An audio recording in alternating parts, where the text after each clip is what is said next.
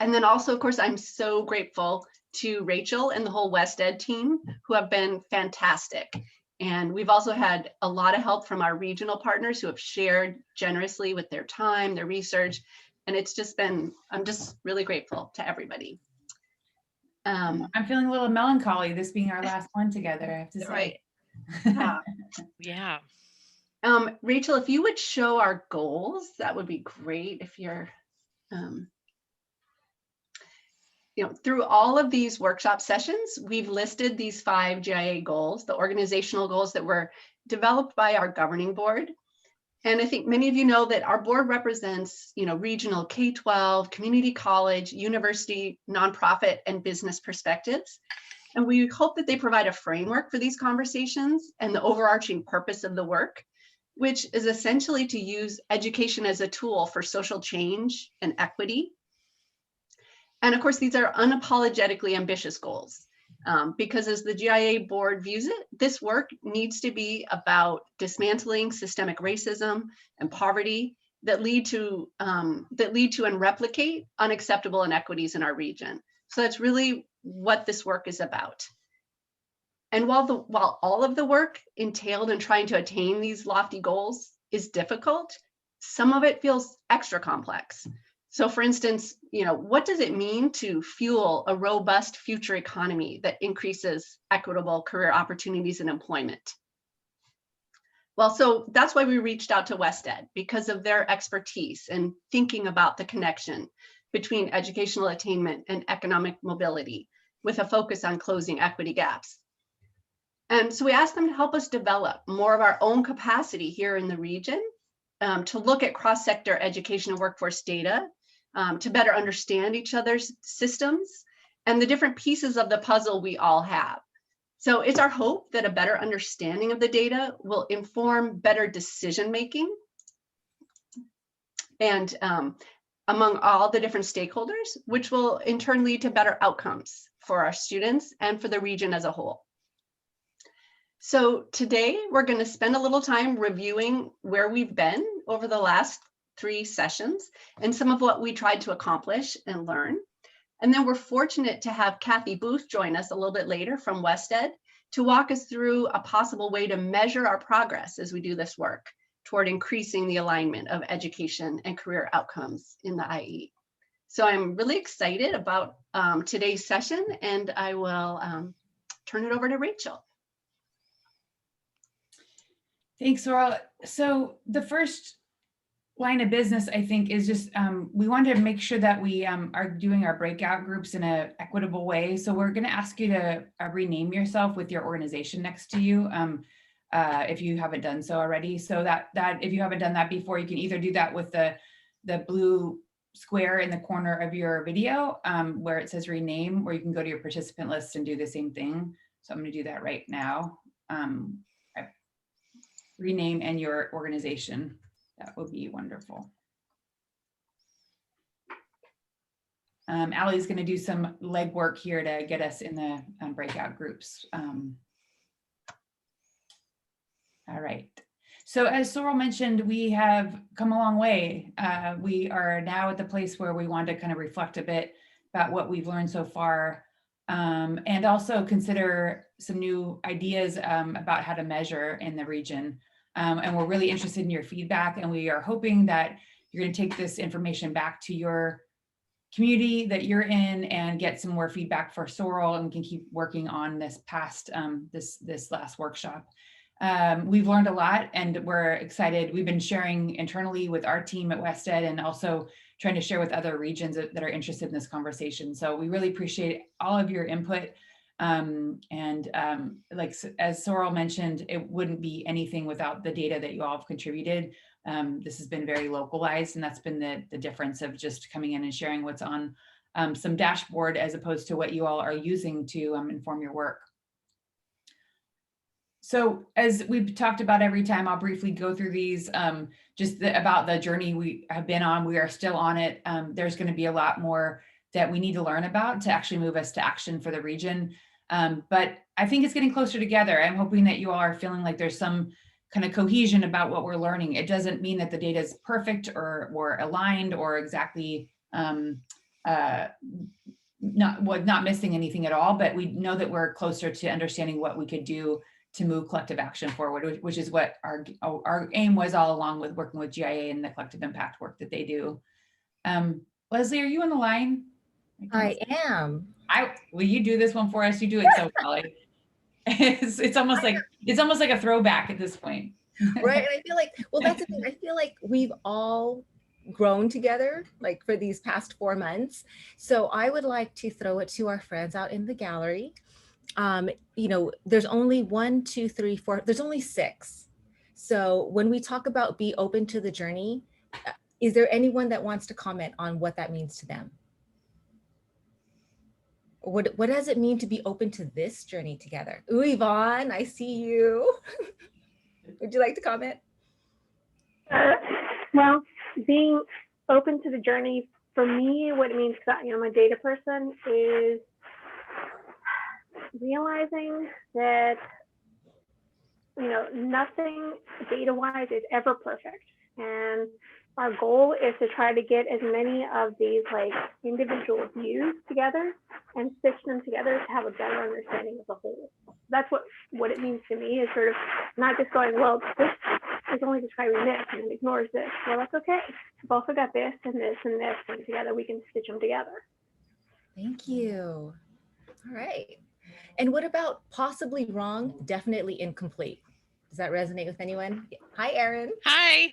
So to me, that means there are no sacred cows, that we may be building our program or our worldview based on an incomplete view, and we have to be open to there being more information and then adapting to that additional information, because we're not married to the data, we're married to our what we're driving towards. Absolutely. Thank you. That's good. And we don't know what we don't know. Yeah, I think that's a big one too as well. I really appreciate what you're putting here. This is definitely something that I think not just us, but I think also our people that we serve. It's always good to keep in mind that, sometimes people just are not, to be empathetic, right? To understand what is it that they might not be aware of that they're doing, or even not knowing, during that time. And also ourselves, we might be blindsided, even though we are experts or we are knowledgeable and whatnot, but we might have things that are outside of our, the angles of view that other perspectives, even a student, could possibly provide. Thank you. All right, and some just questions for us. How's it impacted you in the past 4 months? How will it impact you? What does it mean to bring an equity lens to this work?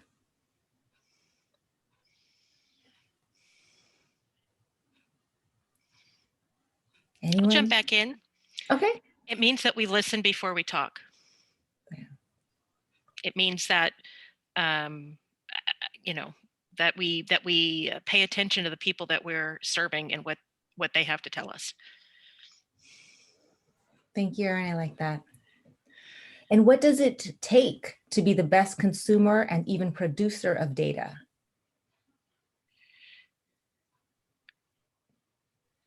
No one? Really? I think we all deal with data. Okay, I'll answer this one, but that means someone has to answer the last one. I think for me, it's double checking where we get the data first, being gracious and understanding of, how that data is going to impact the community. So making sure that we frame it in such a way that I'm hoping is, yes, a reality check, but also inspiring at the same time for change. And being responsible, right? So again, I think before we mentioned whoever inputs the data owns the data. That's a great responsibility. And the last one, how can we continue to improve the system?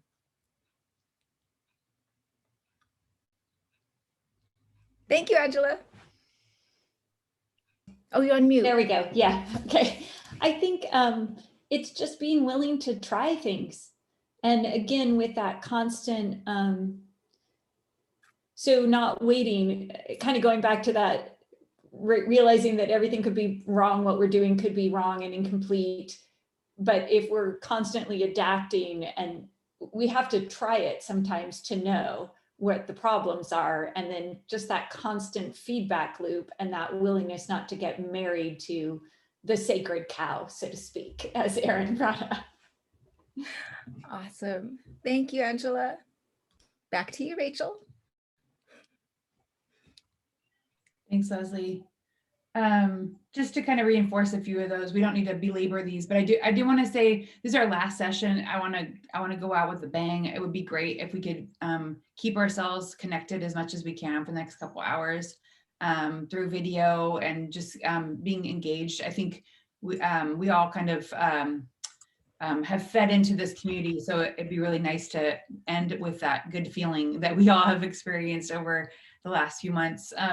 But bring yourself to this conversation. We're really interested in what you all think about the discussion we're going to have, and we also are interested in how you can be a bit of an advocate for this work, because I think Sorrel's position here will only get better if we all are discussing data together and understanding what's important. So we're hoping that you feel more connected to GIA and to Sorrel's work, and that at the end of this conversation, we're going to see how and where you all want to stay plugged in. So in order to get there, we all have to stay plugged in during this conversation, because we aren't going to magically jump out the other side and say, I'm so committed. So if you all can give us the grace of your presence today, we really appreciate it. It's going to be important for these conversations to be rich.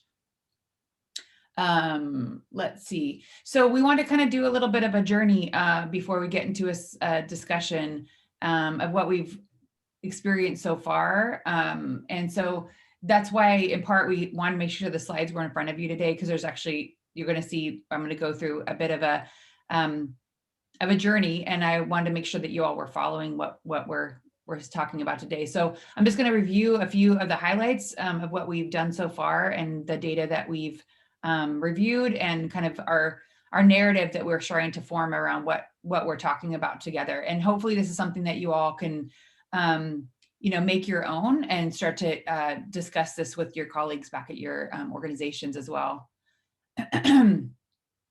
So let me get things in front of me here, because I have very precise things to say or else I will get confused. All right, here we go. So this one didn't reload. Okay, let's see. Get that one. Imagine that so the one that we were discussing first was the graphic, if you remember, about what it takes to live in the IE. We started in September discussing that data from the Insight Center because we wanted to ground ourselves in the reality that the family of four needs to earn at least $50,000 to survive and be okay in the IE, not doing like great, but just enough to pay the bills. We also reviewed some of the data that came from California Competes before we even got together about the disparities about who's earning living wage jobs by race and gender. Excuse me, if you recall that the first study that we looked at.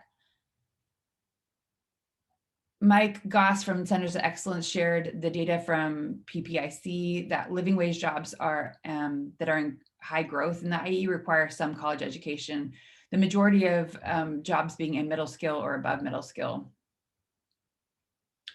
Yet we also learned that these jobs are focused within the specific sectors of the region, so they are not equal across all sectors. We also learned from California Competes data that they compiled that many people have not attained any college education in the IE, with disparities in certain racial populations. And of those who do, they are attending community college.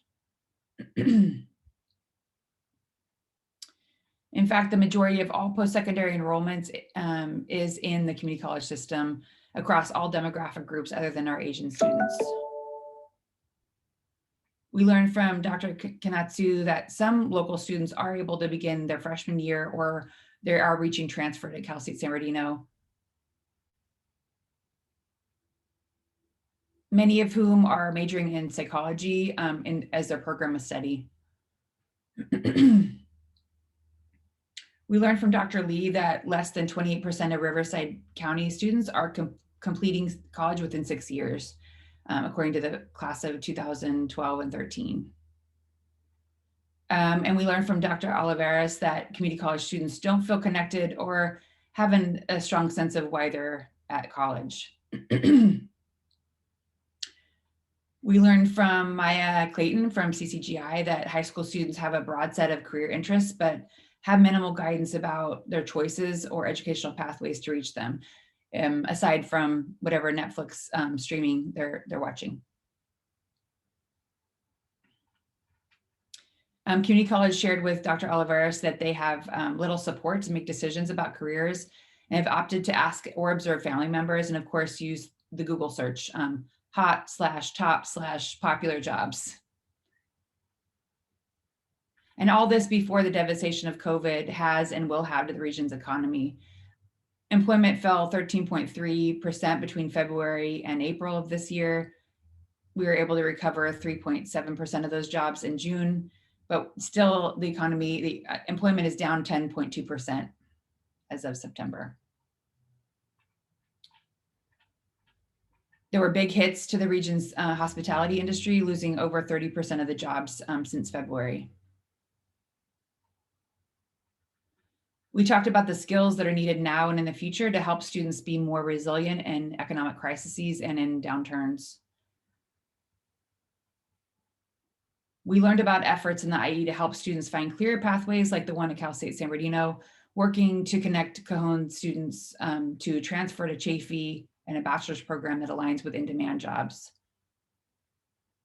We heard from Roman Stearns about the work that he's doing with K-12 to develop graduate profiles to strengthen the coherence of the competencies that students are learning to help them transition more seamlessly to college and career.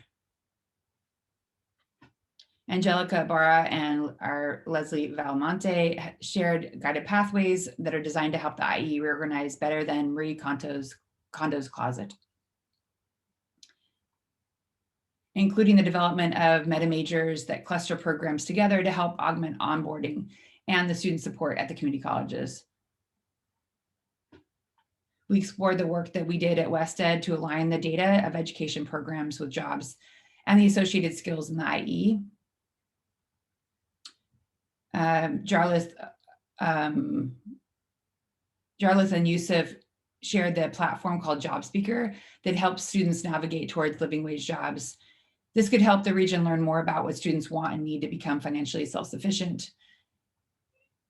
Yet all of this, and we still want to know more. So we thought it would be interesting. We know we still have a lot more questions on deck, but we wanted to find out if any of these were of interest. These are ones that have come up in the conversations with you all about what's happening with certain subgroups. So out of these three, which do you wish we knew more about? This first one being the students that aren't transitioning from college, because there's almost half of students are not getting to college in the IE. So where are they going? What are they doing? The next question would be about this one about students that are not completing. So there's a lot of students that start college but don't finish. What would it take to bring them back, the students that have stopped out? And this one more, I guess, somewhat rhetorical, although I'm sure there's data to support it. If we had more bachelor's grads in the IE, would there be more jobs? This question sometimes comes up when we talk to folks about the idea that IE doesn't have a lot of need for bachelor's degree jobs. And we're positing that perhaps if we had more people with degrees, we would attract different industry and different jobs. I'm sure folks have opinions about that.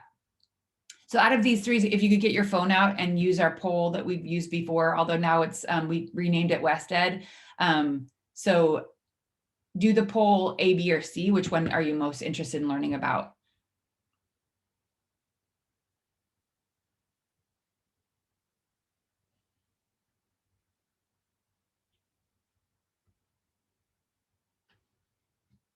Is everybody in agreement? We're so aligned. We can almost, oh, we're almost aligned. Has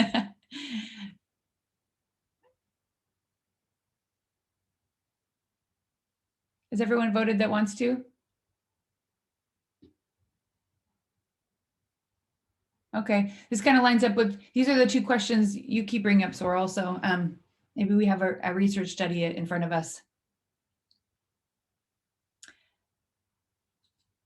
So we thought from here, it'd be great for you all to, if you could take yourself off mute and let us know what else you'd like to learn. Is there any highlights that came up over the course of this experience that have brought up more questions? Anything that you want to make a note of before we move on to the next conversation?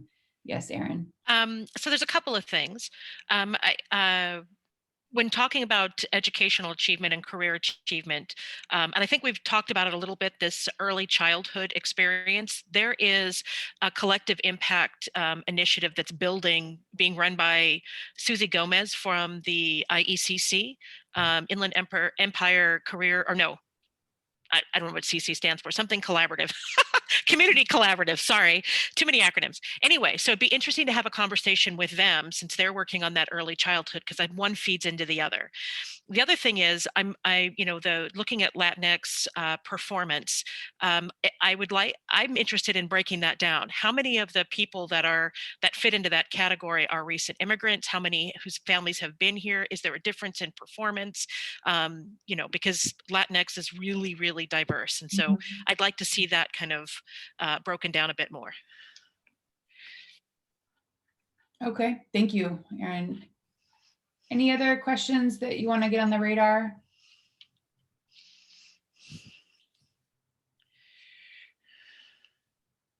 There was a data point, Erin. I don't know if it's exactly what you're getting at, but there was data that in the California Competes data that I ended up not sharing because I was trying to focus on the transition, but it has both migrant and English language learners amongst other different subgroups. Oh, you can great! see Thank how you. they're doing. Yeah, I'll send this to you. Because I have a perception, it may be wrong, but I have a perception that those populations are very different and their experiences are very different. And so anything to do, about outreach or connection, the approaches might be very different. Right. So I don't know, this might help us get a little closer, although not there. This is data from California Competes around graduation, A to G, and college going. And you can see in this last chart, they're breaking out so race, gender, then this subgroup area. Thank you. I was going to say, Erin, Yvonne, your gut is correct that there are differences and there is data out there, and it's actually more nuanced than coming from like new immigrant versus existing. I mean, it comes down to first, second, and third generation on their outcomes. I mean, it's really nuanced, especially because we put in race on top of that, because Hispanics can be of almost any single race. So, yeah. Awesome. Thank you. Anything else that's come up for you all?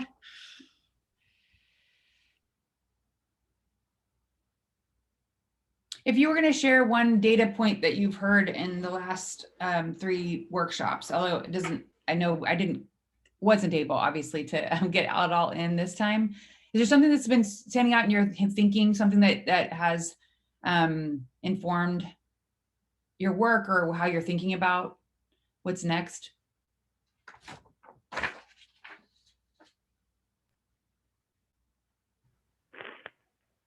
Actually, one of the things that's stuck with me, and it was the one that you mentioned, actually, I think it was the first workshop, about all those psych majors that we've got in the IE. And every single project I've been working on, I'm like sitting there, I'm like, well, what are we going to do? How are we going to transition? How are we going to get them into majors that are going to lead to, bachelor's degrees, or, or if CTEs that are actually going to get them working, whatever it is. So I have to say that's the one that's been sort of like an itch that will not stop since I heard of that first workshop. Yeah, thank you, Yvonne. Erin, you're muted. I'm sorry. No Along worries. those same lines, Yvonne, I completely 1000% agree with you. And I'm going to say something that's not terribly PC, and I hope that you forgive me, that everyone forgives me. I have friends who teach in my husband's a teacher. I have teachers in my family all over the place. And there is a movement in some districts away from the really hard AP and IB science and math classes because they tend to stress the kids out. And so the counselors are seeming to say, well, we don't want you to be stressed. Why don't you take an easier class? And that worries me because it's the rigor of those high school classes that gets them ready for the rigor of a STEM major. And STEM, we know, is, whether taking biology or chemistry or computer science or math or whatever, engineering, whatever you're doing, those are the highest paid, most in-demand jobs for now and at least in the immediate future. And so that is concerning to me because we don't need 1,000 psych majors, 100,000, 1 million psych majors. We need people to have diverse interests and not be afraid of the hard majors. Got it. Yes. So let's pivot a little bit because that conversations, we're going to keep that one going. You, Yvonne, and Erin, your comments are going to be well unpacked today because that's exactly where we want to go with this conversation. So we thought it'd be interesting to unpack a story about a young person that was on a set of stories on NPR. I'm a total NPR geek. And it was on earlier this year about what is going on with the folks in the economy. And it asked the question, how well is this economy working for you? Because we know that students are reaching jobs. This is happening all the time. It happens that students understand what to do. They do it. They reach some goal. In this case, this is one of the profiles they did on a person named Michael, who's an accountant in New York. He's 31 and he makes $80,000 a year. And he's a first gen student. So if you haven't heard this before, it's short. And we thought it would maybe help us center on an actual person that we can maybe unpack a bit more and listen for what worked for Michael. This is not going to be an unfamiliar story. But what I found interesting was all the impacts it has on the community at large when somebody has kind of a game-changing educational experience. So I'm going to start this. If you need volume, just chat me and I'm going to turn it up further. We tested it out, but it might not be exactly right. There's always things that you don't like about your job. You work hard for what you want. Every job has their ups and downs. Whatever good job means. I like the hustle. I like working fast. It's not a career, it's a lifestyle. The first stop on our 10-person journey through the United States of work is New York City. Man, it's New York real estate. It's all like closed and crammed. I'm in a pretty standard Manhattan office building right near 34th and 8th to meet Michael Durant. Hey, I'm Kyle. Nice to see you, Michael. How are you? Thanks for taking the time. Sorry, my hand is wet. It's raining outside. All right. Man, Michael's 31 years old, native New Yorker, certified public accountant by trade. He has worked here, the firm of Prager Metis, for a couple of years, give or take. We're a mid-size accounting firm, national practice, and we also have expanded internationally. So we're growing. We're growing. Yeah, well, you can see by the construction next door. Yeah. We sat down on a couch around the corner from his cubicle near a kitchen that people were wandering in and out of, we should say here, to talk about his place in these United States of work. Tell me about being a CPA. What do you do every day? When it's not tax season. I mean, imagine tax season, right? We know what you're doing. Yeah, so tax season is compliance, but throughout the year, we work with, particularly my department's high net worth individuals. So Trust and Estate's all about that planning for the future. What legacy do you want to leave? Yeah. How do you want to leave it? Protecting assets is really something we do. Michael spends most of his days at a desk or in meetings looking over numbers and talking to clients. In our 10-person reimagining of the American labor force, he's one of 4 people in the broad category of jobs that the Bureau of Labor Statistics calls management, professional, and related occupations. In real life, that's nearly 40% of all the workers in this economy, the biggest category there is, and it includes teachers and CEOs, dentists, registered nurses, and architects as well. So big picture, how's your economy right now? I mean, your economic day-to-day is good, fine, you need more, what? For me, I would say it's on an upward trend. It's not, who doesn't want a better economy for themselves? Yeah. But I wouldn't say I feel any pressure or too much pressure from the economy. Like, I'm in a career field where it's a shortage right now. CPAs, are needed. Wow. And firms are always looking to hire. So the economy for me is really well because my skill set is needed. He makes about $85,000 a year, Michael does. He's got a 401k, a couple of months savings in the bank. He bought an apartment up by Yankee Stadium when he was 21. So tell me you're a Yankees fan, right? Of course. Okay, all right. When they're not at home. Yes, that's which makes a lot of sense. And if he lost his job tomorrow? I can easily say, I'll be fine, no problem. That's not to say that every person in this slice of the labor force is doing fine, because they're not. But people like Michael, with college degrees, marketable skills, and professional certifications, do tend to out-earn other kinds of workers. Michael, though, didn't always know that this slice of the labor force would include him. How did you wind up here? I mean, when you were 15, were you like, I'm going to be an accountant? No, I was going to be a mechanic. You were going to be a mechanic? Yes. So my grandfather owned a trucking garage. He fixed trucks and cars. This is something I've been around all my life. I like cars. Fast and the Furious came out when I was like 13. So all those things were where I was seeing myself going. Till high school, working at McDonald's at the time. So I think I was making $6.75 an hour.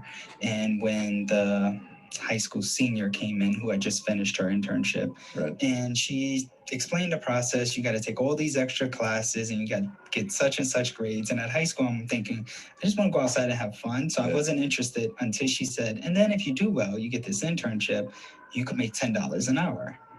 And I was like, ooh. He does it and winds up getting an internship with the accounting firm KPMG.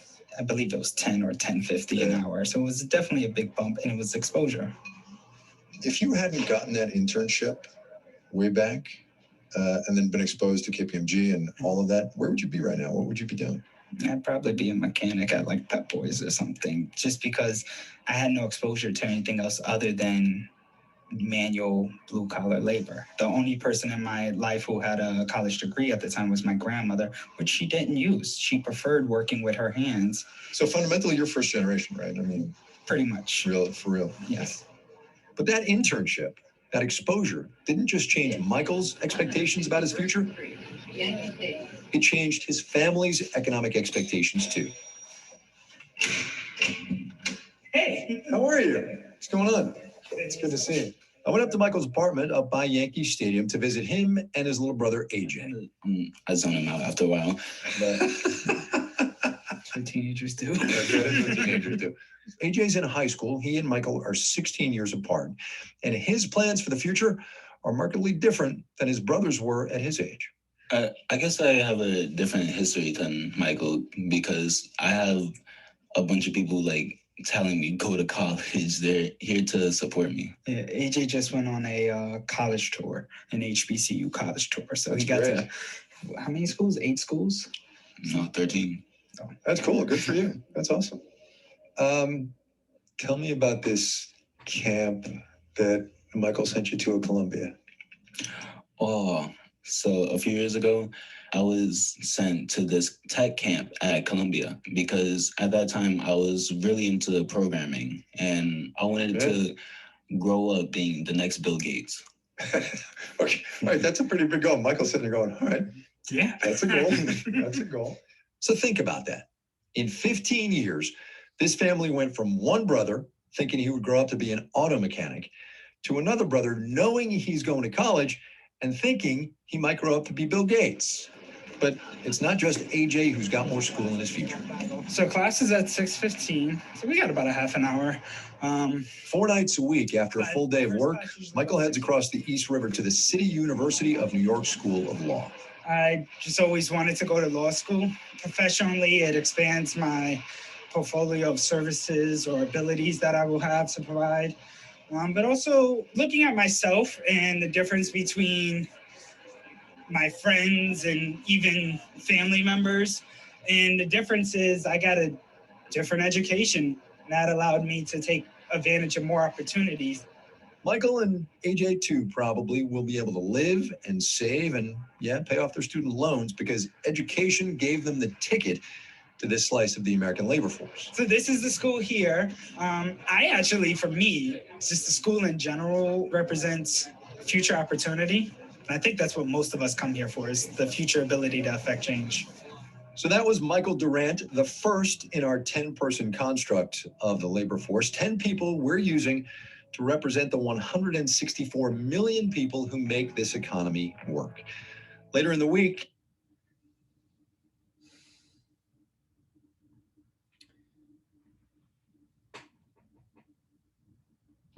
So what did you hear? What worked?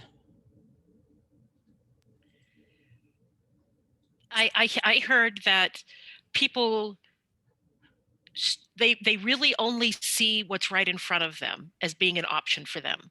So um uh, you because there was nobody. He probably had a peripheral knowledge of the other jobs and careers and options, but because of what he saw in front of him and his family, that's where he was going, right, to be a mechanic or whatever.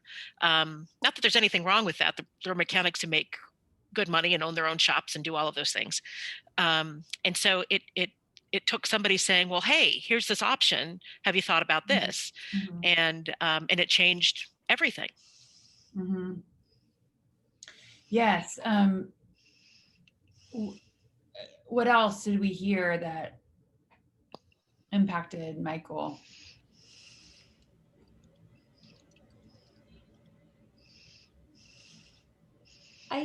The internship, the hands-on experience really made a difference in a way that kind of probably the brochures and everything about different jobs wouldn't have. And the fact that it was paid seemed critical also, like an internship and a paid internship seemed completely transformational for his life. I also picked up on just the power of peers, right? So you had someone who just finished her internship, you know, she comes back, they're about the same age, she talks about how she did it, and that's inspiring to other students to feel like, oh, I can do that too, you know? And then I think just not that they were peers necessarily, but maybe the power of relationships that Michael had with his younger brother and saying like, I did this, you can do it too. Right, but we also know that his grandmother went to college and somehow it skipped a generation. So it's not, you know, it's not as simple as all you need is one person kind of thing. Yeah. That's important. Well, so we wanted to have a discussion, a brief one, just to kind of get ourselves thinking about what we would measure if we were going to try to see the kind of support that Michael got. And specifically by the sectors that you're comfortable with talking about. If we wanted to see more students in the IE have the kind of experience Michael did, what would we measure? Not what we would do, but what we would measure. It could be the same, but we just wanted to try to understand if we're capturing those kind of experiences in the data anywhere. So Ali already set us up. We're just going to have about a 10-minute discussion about this, and we'll put it in the chat. I think these, I'm not sure the slides in your handout. So I will we'll put it in the chat for you all to discuss. But you can think about it from your segments that you're either in or working closely with. That's where we're headed in this conversation. Everybody clear? And if you could put yourself on video, that would be great. Thanks, Ali. All right, I opened up the room, so we should get people going into them now. Great. Ali, would you broadcast those questions or questions? Yeah, yes.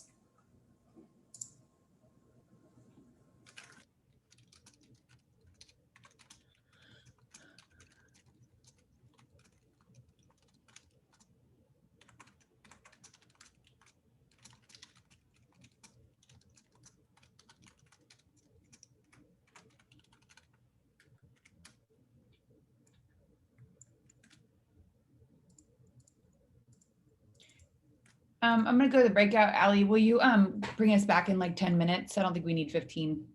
Okay, that sounds good. Thank you.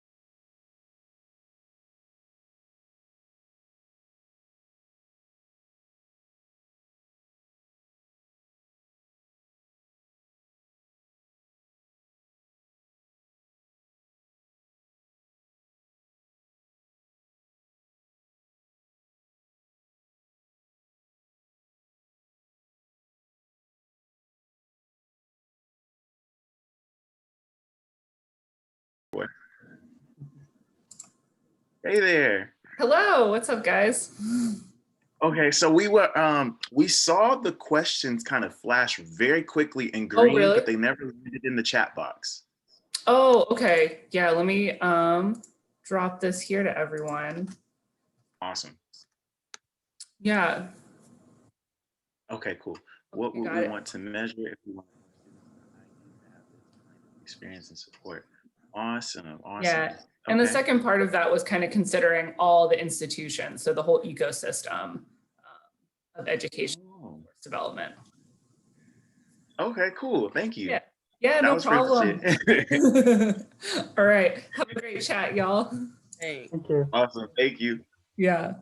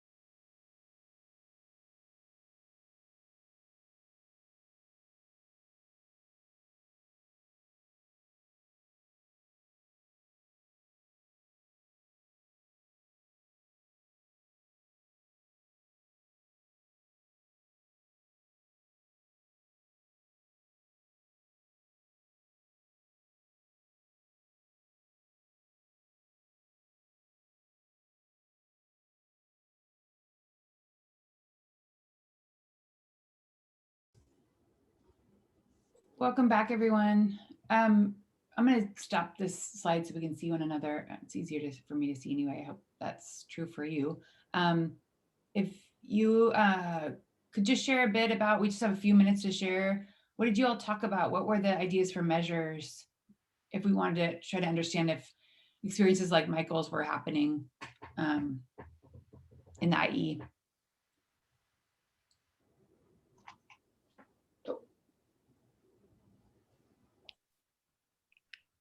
I know our group had some interesting thoughts. I really liked your idea, Beth. And Erin, did you have something?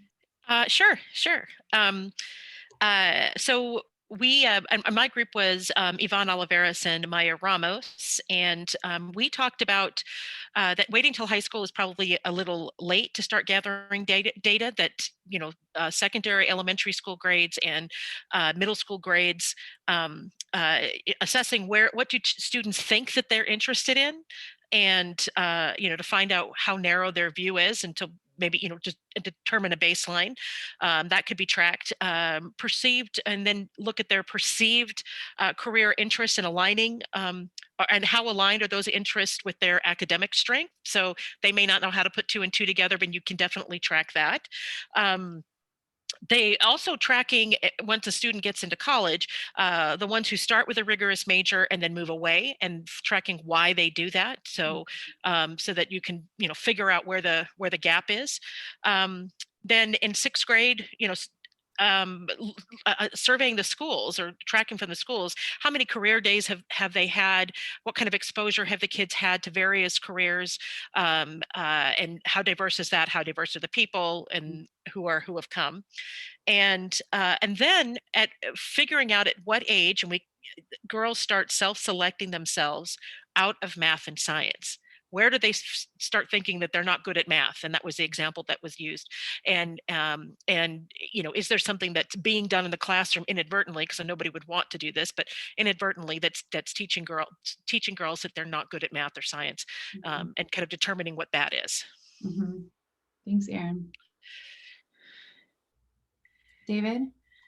So we, because of the radio story involved internships, we spend all of our time talking about internships and things related to internships, like job shadowing, mentoring, and so on. And there was noted a whole number of problems with the existing state of the world with internships, starting with, there's not very much information out there about them. If you wanted to know what percentage of students even did one, or how many are out there, or not much less quality, pay scale, the field of study, and all that other stuff. We just don't know very much about that. And then we talked about all the different obstacles that there are to having an effective internship program: payment, willingness of employers. Obviously COVID's been a rather big problem. So it was just it seems like a very promising area, but it's also one where there's a lot of work needs to get done. Absolutely. Well, I'm knee deep in, Ali and I have been knee deep, so does in K-12 strong workforce. So we know that we've seen the quality of the data, and we know that the field really wants the internship data though. So that's a bit of a rub, and it's been a rub for years. If you all have that experience with the high school pathways, that many folks really want that data, but it's just, to your point, David, really hard to collect and capture in any quality. Beth, will you share a bit of what our group talked about? I really liked the ideas that you and Anthony and Marcelino had. Sure, yeah, related to internships, I thought, Marcelino was talking about measuring like the capacity of organizations, nonprofit and for-profit, to receive interns. And then, also just kind of thinking about our system as compared to other countries who are giving more concrete skills earlier on to students that we don't necessarily do. And Anthony and Blue, they do some really great work with preparing students for internships as well, because sometimes there's this mismatch where we want students to have internship experiences earlier on, but they're not ready to add value to organizations, or at least organizations don't see that. And so Anthony and his team have been doing some good work with preparing students. So maybe also measuring the capacity of students better so that they can prove that they're ready to add value. Mm-hmm. Yeah, and then I think the other thing that I was mentioning was actually more about the social network piece, helping us to better measure who are the people, like the pivotal moments educators, or the college educated adults with a different kind of workforce who might be in the more extended network of the students that we work with. Mm-hmm.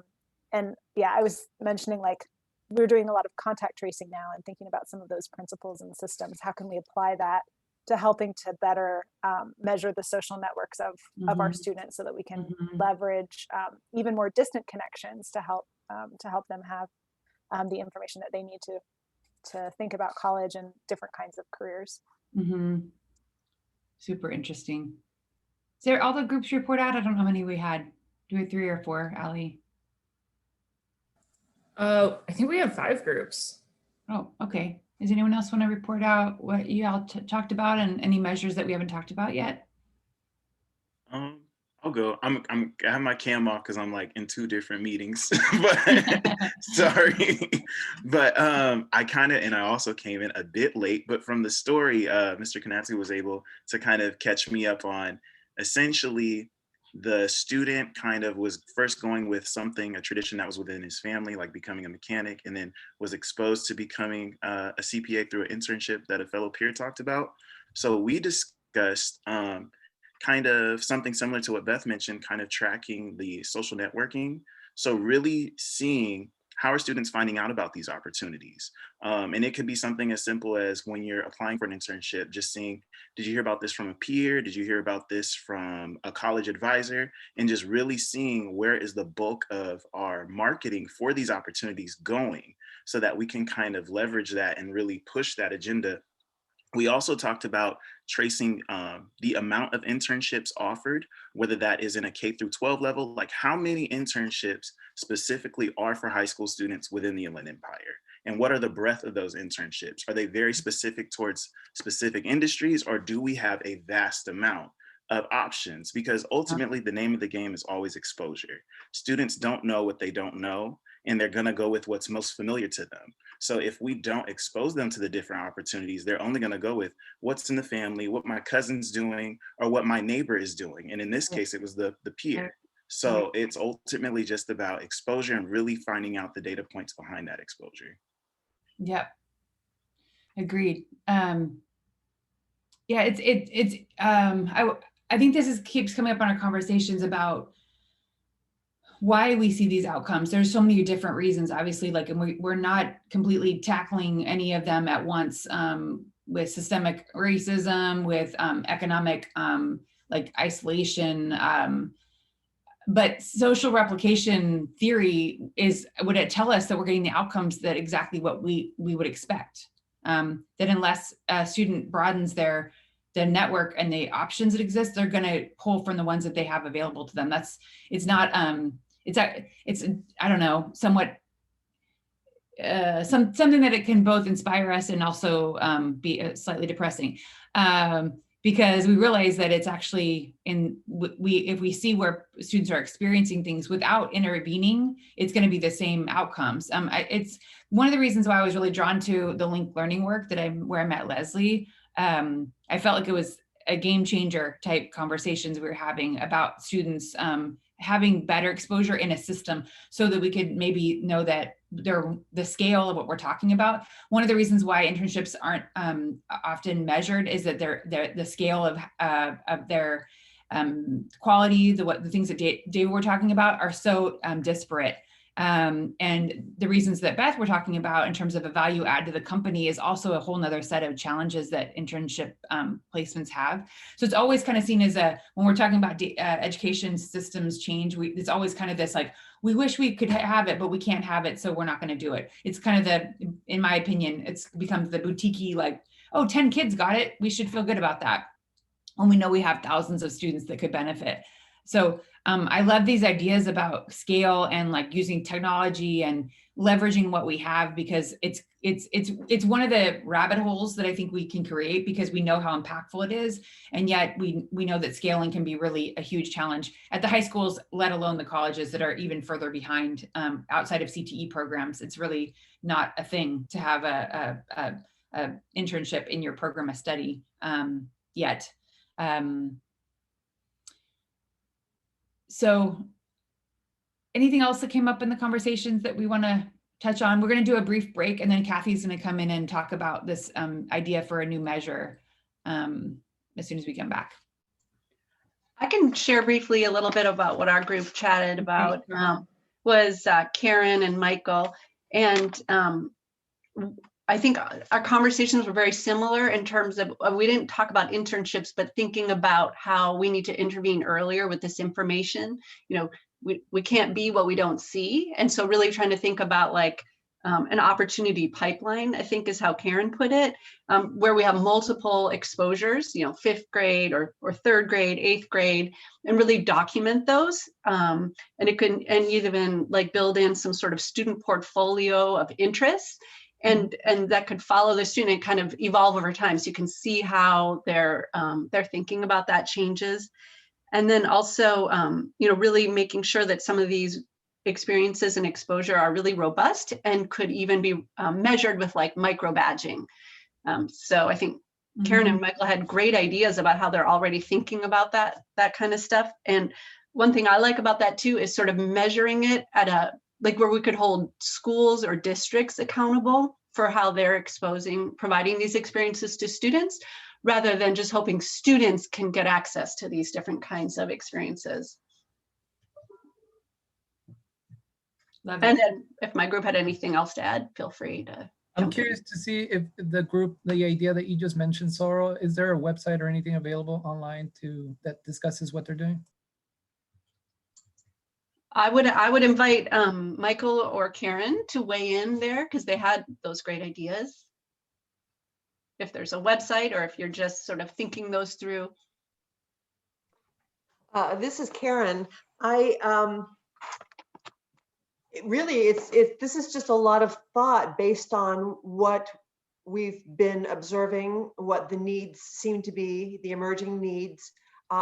As mentioned, I have heard that there's a cradle to career kind of an effort, and this is just a way to connect the community college to that, because as we're building our pipeline and our pathways, it's so evident, as you all have been discussing, that these students need to know much earlier. And so I just sort of shared an idea that we had, and interestingly enough, Michael was sort of right on line with that. So we think there's this collective will, and we just discussed that, okay, we've got to roll up our sleeves and really start making this happen.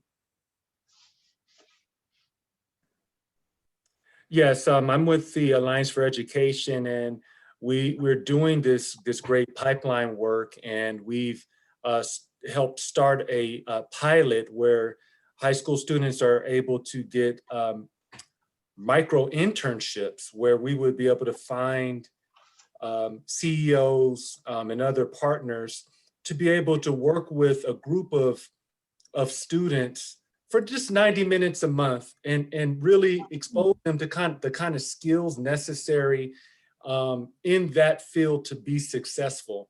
And my colleagues have worked on this particular pilot with Coachella Valley in the last month and a half, and really laying out this idea of how can we get students to be exposed to, not 5 hours of, an internship, but, micro essential skills over the course of a year.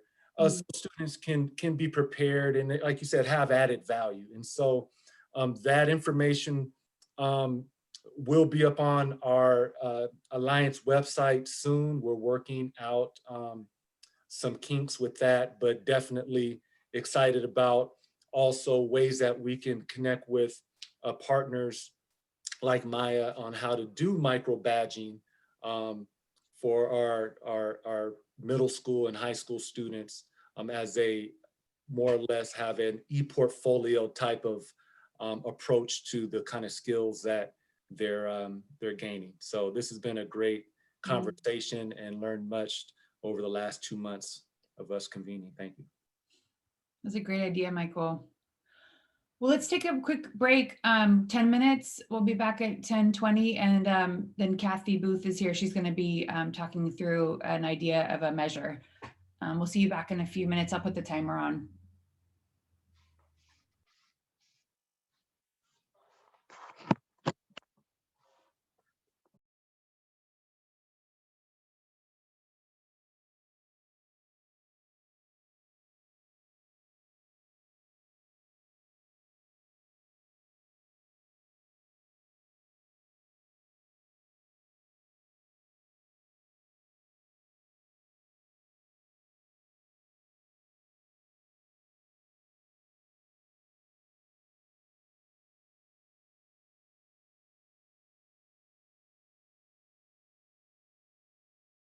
On our team helping us think through how we use this information. And when Sorrel and I met with her and our other colleague, Randy Tillery, we talked about what measure we might consider. And so she's going to talk us through an idea about what we could use in the IE to better measure progress towards students moving towards living wage jobs. So, hi, Kathy. Hi there. Go ahead and do the next slide. So really, when we talk about metrics, I think a lot of us are starting to shudder now, because normally when we're thinking about measurements, it's happening in the context of some sort of accountability. And it often feels like this is somebody else's idea of what's important. And you're like, okay, fine, sure, whatever that is, I'll look at that. So I want to have a sort of step back and think about what metrics are useful for related to taking action. So ideally, a measure is there to help you focus on what's most important, the thing you're trying to have change in the universe as a result of your actions.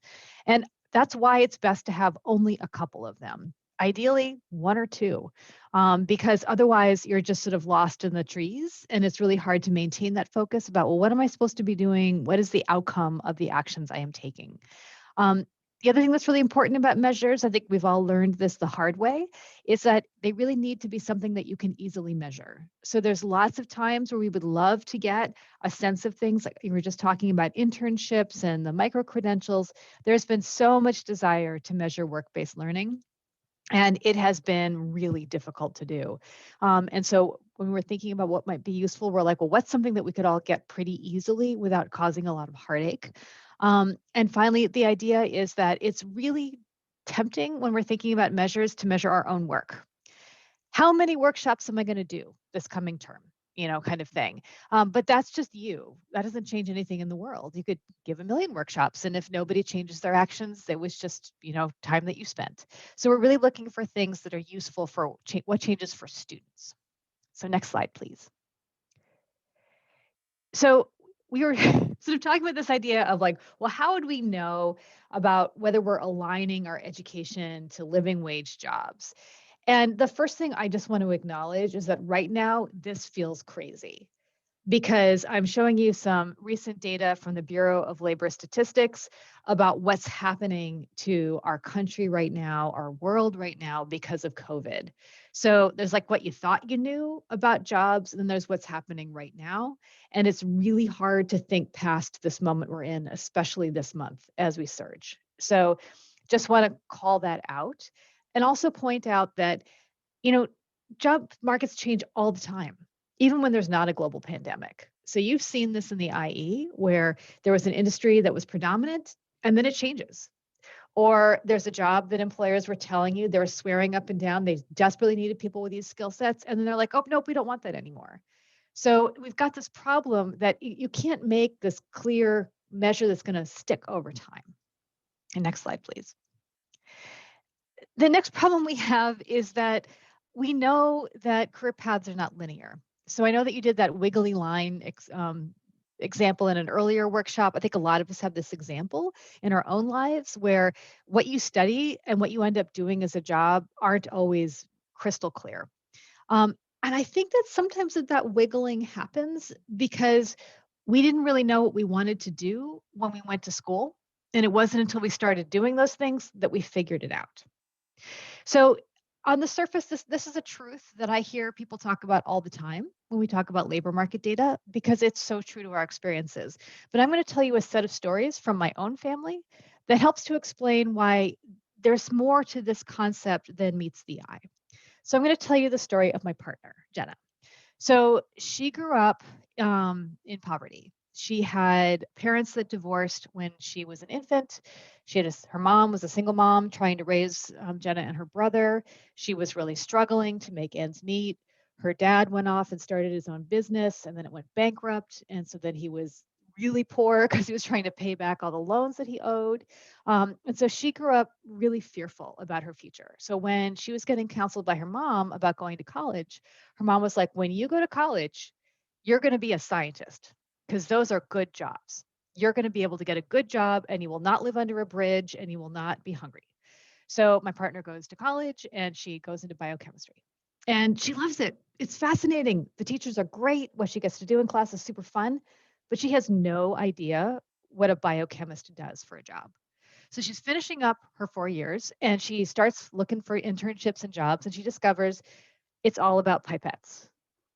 Take a little sample out of here, put it in this thing, put a sample in here, this thing. She hates it, just despises it. And then she finds out that really to get a good job, she's got to get a graduate degree, which she can't afford at that point. So she kind of wanders around for a couple of years. She doesn't know how to navigate this. And she's literally serving as a receptionist. And she ends up clearing a printer jam. And next thing she knows, she's running IT for this company that she's working for. And she ends up in IT. So she's now a director of business information systems. So she's really gone far. And the only reason that she could do that and why she was so good at that was because of her studying the sciences. So in that, she learned the process of like a methodical investigation of a concept, which makes her really good at tech because something weird's going on in your computer, like why is it doing this? You just have to keep trying your hypothesis over and over again. So she had the skill set she learned in college that did her really well, but it took her a long time to figure out how it applied to the workplace. And then when she reflects on going to college, she's very wistful. She's like, I think I did it wrong. I think I did the wrong thing. So I'm going to have you keep that story in mind when we talk a little bit more about this concept. Next slide, please. So one of the things that we know is that your major doesn't matter as much as you would think. So what I'm showing you are two graphs that are drawn from the Inland Empire. And these are two different majors, one on the left, one on the right. And I'm looking at the jobs that people got if they had a bachelor's degree. So I want you to try to guess what program of study is the one on the left and what program of study is the one on the right.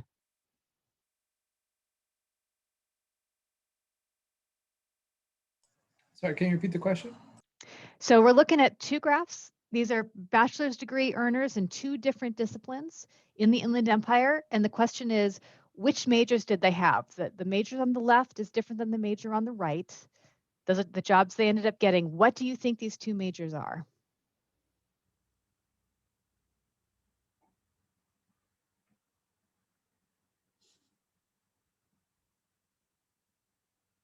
Are there any clues that jump out at you?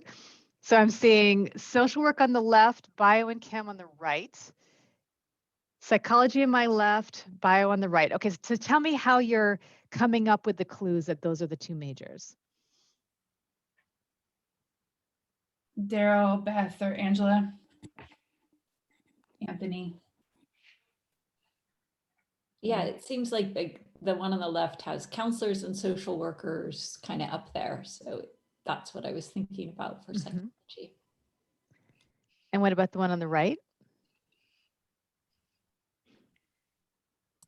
I think with the right, I was just thinking that it might be more hard science-y because of the post-secondary teachers, management analysis, those kinds of career paths.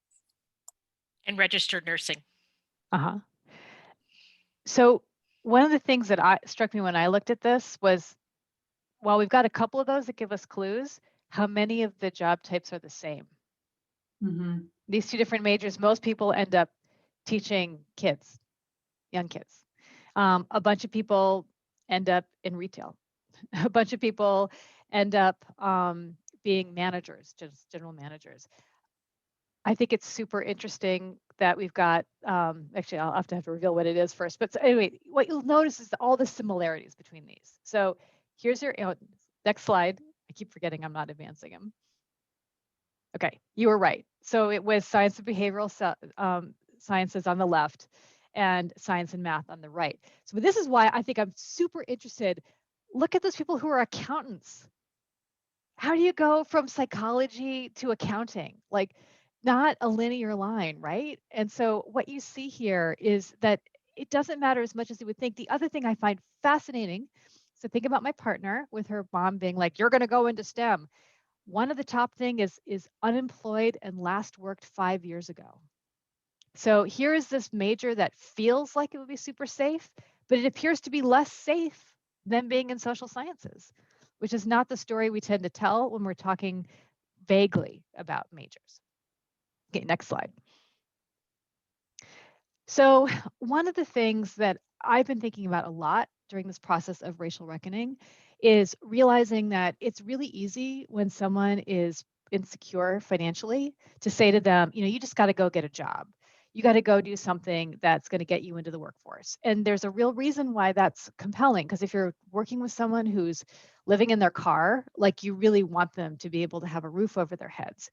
But the problem is that we then tend to push people that are lower income, who have fewer resources, into programs that are not really going to give them career mobility because they're narrowly focused on technical skills. So the chart that I'm showing you came from a presentation that I just saw the other day. Burning Glass did it. I've got a link to it if you'd like to go investigate it a little bit. And they were talking about the difference between lifeboat jobs and durable jobs. And I think this is really important for you all to think about in the IE. So when we showed you the opportunity maps at the last meeting, people are like, well, that can't be right. We know people go and get jobs. And that they do, your students do go and get jobs, but a lot of them are ending up in lifeboat jobs, meaning that they're just barely enough to keep them afloat. And the things that are true about lifeboat jobs is that they are mostly focused on narrow technical skills. But if you want to look at advancement of a career ladder, which is what you're seeing in this chart, is you see a difference in the skills. So you'll notice in that square on the right-hand side, some of the skills when you're getting ready to be an operations coordinator or a more durable job is that you've got to be able to do planning and project management. And those are not skills that we necessarily teach in short-term CTE programs. So if we are either overtly or inadvertently pushing lower income and of color students into short-term CTE programs, they are less likely to build those 21st century skills that make it possible to advance up a career ladder. And so it's very, very consequential when we don't intentionally take a look at those capabilities within people. This is why bachelor's degrees can be so valuable, why in the IE associate's degrees can be so valuable, because you've given those students those additional skills that prep them to be managers. Okay, next slide, please. The other thing that's really important as we're thinking about this is the role of cultural capital. So our students do come to us with cultural capital, which we may or may not recognize. They're often part of communities that are helping support each other so that it's possible for students to go to school.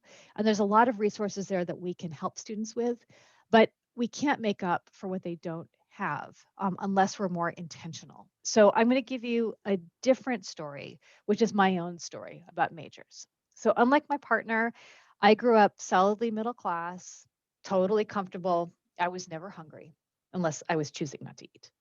So when I went to college, my parents were like, go do whatever you want. So no one was saying to me, you got to do this major or you're going to live under a bridge.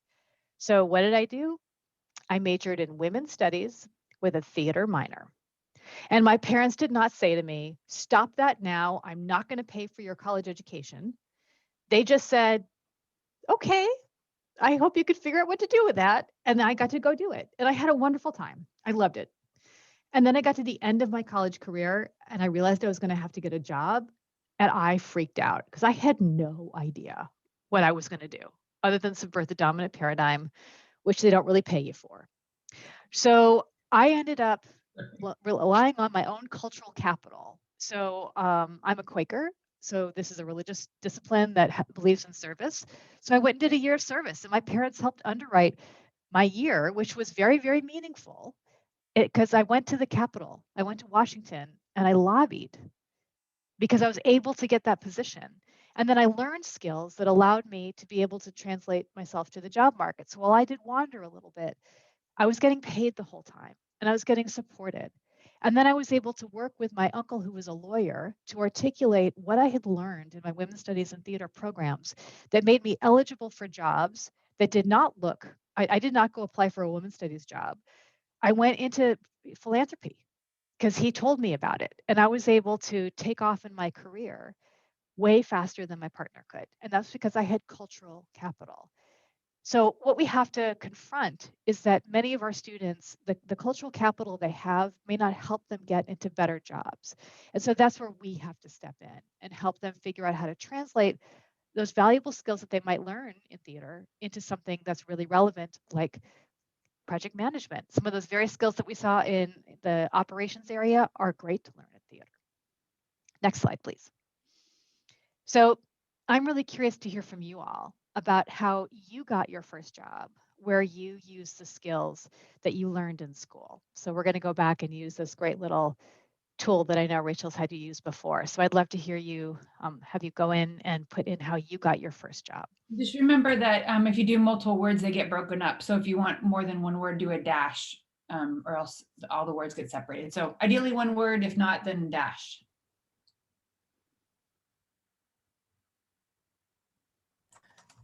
Kathy, I don't mean to be a naysayer to what you're saying. I appreciate everything you said, but I think project management is a technical skill. True. But the thing is, when I was in theater, nobody said to me, you're learning project management skills that you can use to become an event coordinator. We just talked about how did you want to stage Hamlet? And it was my cultural capital from my family that helped me translate that did enable me to, that's what I did. I did event management for a long time.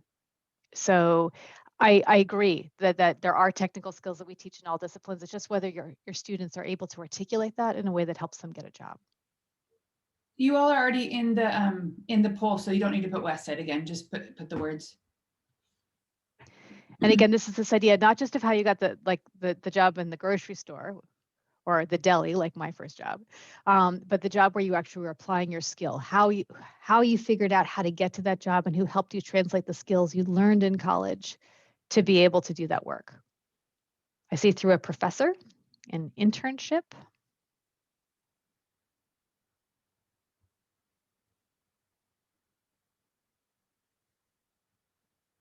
Looks like another person with an internship.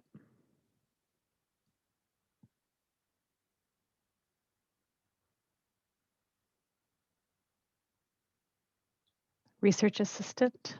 So again, the chance to practice and then do.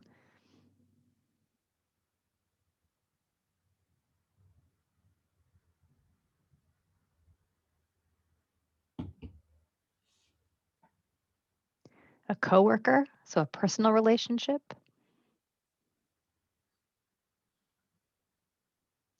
Connections through professors again.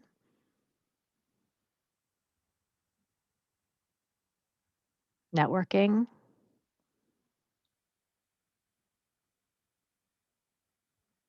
By working.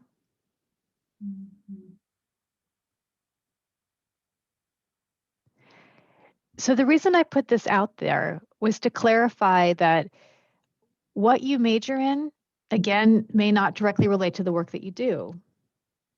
So sometimes it does, like especially when you've got teachers that are helping you figure out what your options are, those opportunities you got through teaching assistants and connections through professors. But that means that you have to figure out how to integrate that into your work. And that's not something that we measure right now. So let's go on to the next slide.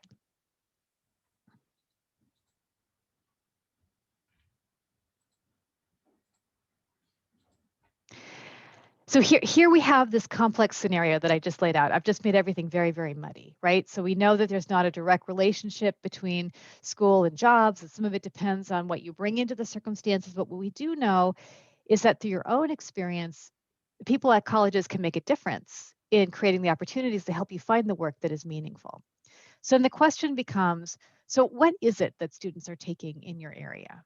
So what I did is I went to Datamart and I just pulled the number of awards that were given out by colleges in the IE in the first year, so the most recent year until COVID. I didn't even want to talk about the COVID year. And I just looked at what the general majors are. So what you'll notice here is that we've got, social science and business up at the top. And then I thought it was really helpful to line this up against those resilient and common skills that we know are in the IE. So my question for you as you look at this, do you feel like the majors that you are offering are related to the skills that are useful in your area? One more time, Kathy. Do you feel like the majors that students tend to choose in your area are aligned with the skills that they need in order to get resilient jobs in the IE?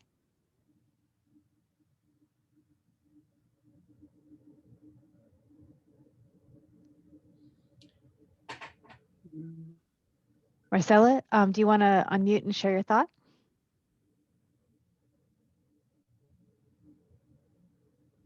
Marcelina. I'm sorry. I'm sorry, what was that? I missed. What was your question? I said, do you want to share what your thought was? Oh, no, I was just posting something from the last slides that you had. So just to be on the same page, because sorry, I'm juggling, like I said, I'm juggling between two meetings, but I do love these meetings. The most common ones are the ones that are listed off to the left-hand side, correct? The social science, business. Okay, I think in that regard, I went to Cal State and I was a business major. And I felt like a lot of the resilient skills I did receive, I know budgeting, we went over a lot. Customer relationship management was gone over quite heavily in a few classes.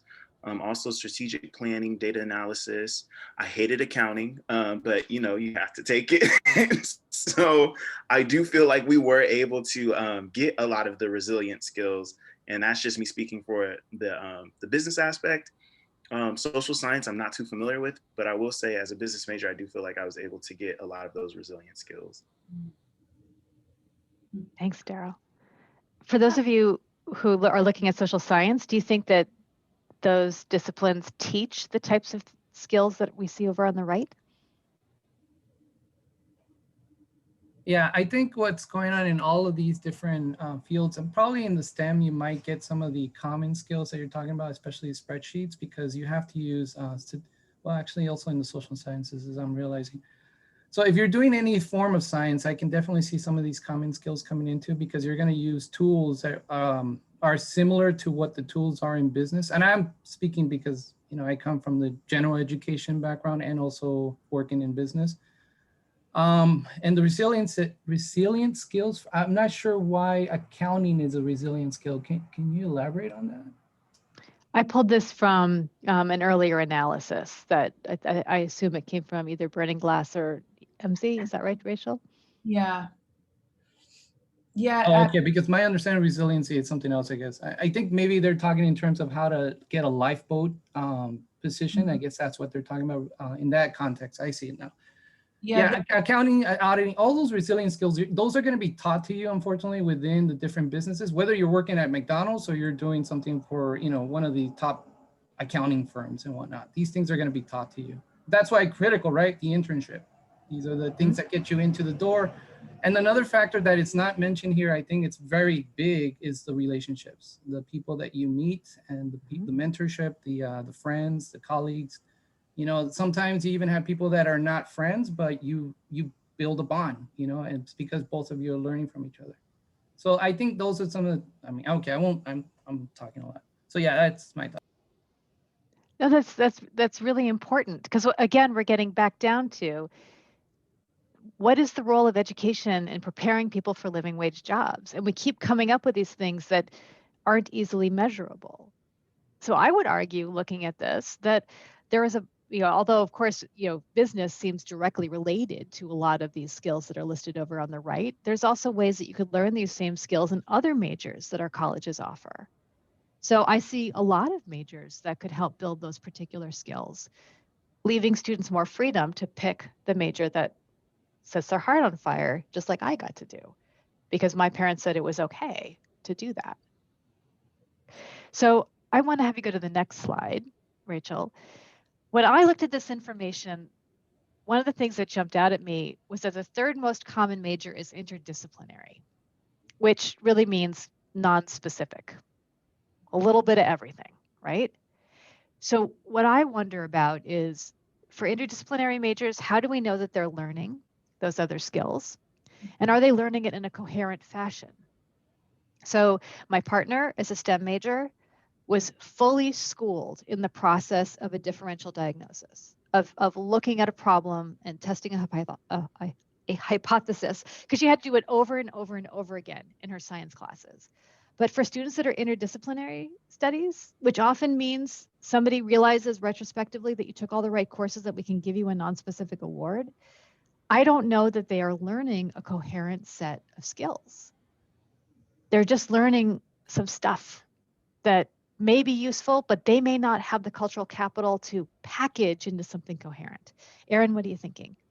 Well, I just, as I'm looking, we hire a lot of recent college grads. And what I want to know is, can they communicate? And that's written and verbally. Can they problem solve? And it's not only can they communicate, but they have to write well. They have to be able to articulate what we're doing and why we're doing it, and then adapt that communication to the audience that they're working with, whether it's grassroots or it's professionals and that sort of thing.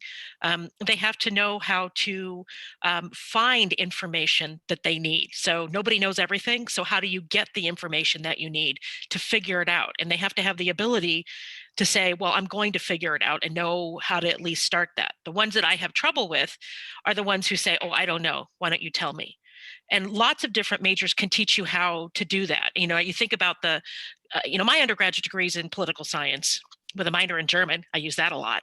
And then I have an MBA, and I as I was thinking about a career, I didn't know what I was going to do, and kind of stumbled into this and love it. But there were things that I knew how to do. I knew how to think, I knew how to write, I knew how to find information even before the internet.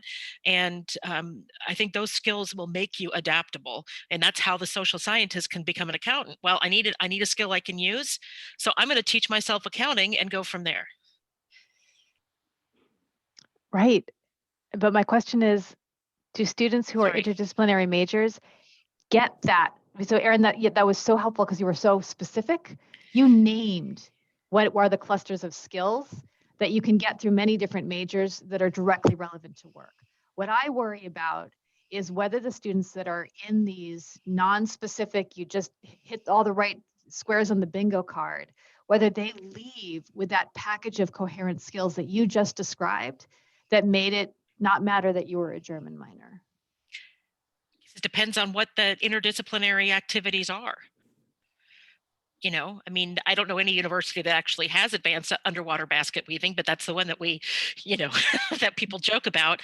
But, in every discipline, you have to be able to do the things, at least in part, that I described. That you do have to write, you do have to communicate, you do have to synthesize data, you do have to, not maybe as much as the scientist, but you still have to synthesize what's in front of you and make sense of it and be able to move forward. So I guess it depends on the person. It depends on there are universities that have kind of that have programs that have done away with grades. University of Redlands has one of those programs. I have more trouble with that than the interdisciplinary major. Angela, what were you going to say? I was going to say, one of the things I've noticed in particular, because we have these at my college, and one of the problems that I find with these students, so I'm curious, I would love to know the answer to this question, because I suspect, because it's just all of these very intro level classes assembled together. And so what I think in terms of learning outcomes, you can't have that scaffolded. You don't learn, if there are no prereqs to get in any of the classes you take, you're not starting, right? And I shouldn't say prereqs, but just sequenced classes, right? You're not starting and I'm learning how to write at this level, and then in my next class, that writing's going to be up a notch, right? And then I'm going to apply that. I'm going to learn how to apply it to different fields in that next level. And that's the piece that I think is really missing from our interdisciplinary studies. I think if you have a real crafted one that does require, hey, you need, you're going to have these courses, but you're going to build these skills. It's just that that's not what we have. That's not what exists in our interdisciplinary skills at all, programs. So. Yeah, I just I want to say, because I'm connecting this conversation with the last one in terms of like what we rely students on to make meaning out of. So when we were just talking about internships in our previous conversation about the need for students without which are not exposed to many different options to make meaning out of things that are disparate, to make coherence from, right? And we're talking about students that are first gen, are exposed to these kind of careers because of the environment they're in. Then we do the same thing in college if we do the same program of study, meaning you make the meaning out of it. You can figure it out. So I think we rely so much on students making the meaning out of things, especially the students that are most under-resourced in terms of making that connection with what makes money in the economy. So I think it's the double problem because we don't do it here and we don't do it here, meaning education and employment. So I think Angela's experience of what an interdisciplinary major is like is true at most California community colleges. I mean, there were some cases where those majors were carefully constructed to deal with transfer needs, but for the most part, I think it's a little bit of this, a little bit of that. And that becomes, when you see that's the third most common major, that means that there were 1,600 students that got an associate's degree in nothing in particular. And the question is, did that set them up for work based on what we've talked about? Let's go to the next slide. I also say, Kathy, for transfer, because I'm a transfer student myself. I transferred to Cal State San Bernardino. I didn't really care what it was in, honestly, the time. I just want to transfer. So it was the easiest one I could get to transfer. And the program of study I was entering had minimal prerequisites. So it's kind of like, I think we hedge our bets when we don't have other resources to help support our decision making, because it's kind of just like the way to get there. Right. So there's a research study that Westhead is doing that Chafee is part of, where we're looking at post-transfer outcomes. And what we're finding is that those interdisciplinary students, once they transfer, they take longer to complete because they're basically not at junior standing once they get to the four-year institution. And they end up all over the place for what they end up majoring in later. So it's not really preparing them for anything in specific, as is evidenced by the fact that it's like a scatter plot of where they end up once they transfer. So what I want to show you next is something that came out of Lorain County Community College in Ohio. So they did an analysis where they looked at different types of students and what they were choosing to major in. And they compared where students were overrepresented and where they were underrepresented. And here you can start to see some of the racial bias or the economic circumstances that shape majors that people go into. So for example, you see that there are real gaps. You keep seeing people of color underrepresented in skills that involve technology, which we've just realized is one of the most durable skills that you can build because we're going to be doing a lot more using technology. But also really importantly, that bottom one, that the students that are under Pell Grants, meaning they're low income, are very likely to be overrepresented in culinary arts, which we know is least likely to lead to living wage jobs out of most majors, especially if you're trying to aim toward those bachelor degree pathways. So anyway, there's a link here that you can go to later where you can fill out something like this for your own institution.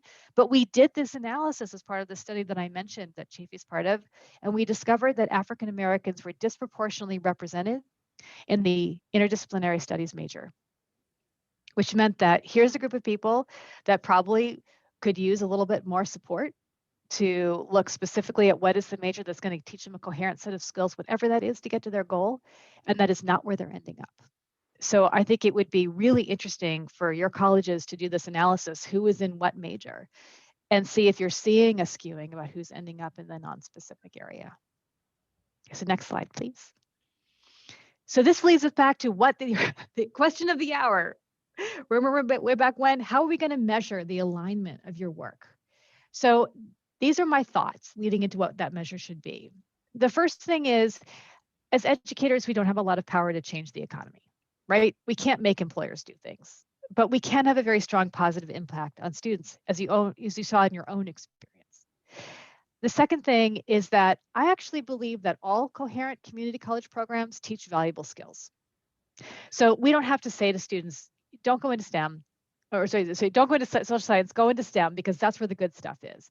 I think there's things that are taught in every single one of our programs that are valuable to students. But what is most important is that the students are learning a coherent set of skills. And hopefully they're being given ideas about how to translate those skills into what they can do later on in their lives, particularly related to jobs. And that what we just need to do is help get students into a specific program of study. And when we do that, we're already making a big difference in what's going to happen to them next. So go to the next slide. So what I would propose as your measure would be the proportion of students who are graduating where their only degree is an interdisciplinary studies degree. And that you would disaggregate this by race, gender, and economically disadvantaged status with the goal of reducing that number. Because the more you get students into a specific program of study, the more likely they're going to have that nugget of skills that'll move them forward. So anyway, that is my proposal. So Erin, do you want to share your thoughts? Oh, sure. Well, I just wonder, and I just was kind of thinking out loud, I wonder if the issue is that many of the interdisciplinary studies majors really have no idea what they want to major in. And so they pick it because they think, well, they're not necessarily thinking about the path of least resistance. They're thinking of, well, I'm going to throw some spaghetti against the wall and take a whole bunch of classes and figure out what I want to major in. By the time I transfer, I should have a better idea. And maybe it speaks to a lack of introduction to various majors and career paths before they hit the community college. That it really is a symptom of coming to the community college going, well, I think I'm supposed to be here, but I don't really know what that means, and I don't know where I'm going. So that was Angela. my thought. Yeah. So I do think that that is true to a certain extent, that a lot of students come in and at that age don't know what they want to do. But I think what I really would like is the better communication would be, what are you interested in right now? Pick that major, get on a path. You can change your mind at any time, but it's better to be on a path than just to not be on any path, because that's not going to help you figure it out. like that, because, and it's not going to give you those skills. And so while I'd like to say that that's student directed, I actually feel like that has been also the culture of many counselors, because they haven't understood the lack or seen the data, and they don't understand the lack of value that interdisciplinary studies actually gives to students. So they're not being intentional. They're just thinking, here's a student that doesn't know what they want to do. Great, we have this degree for exactly you.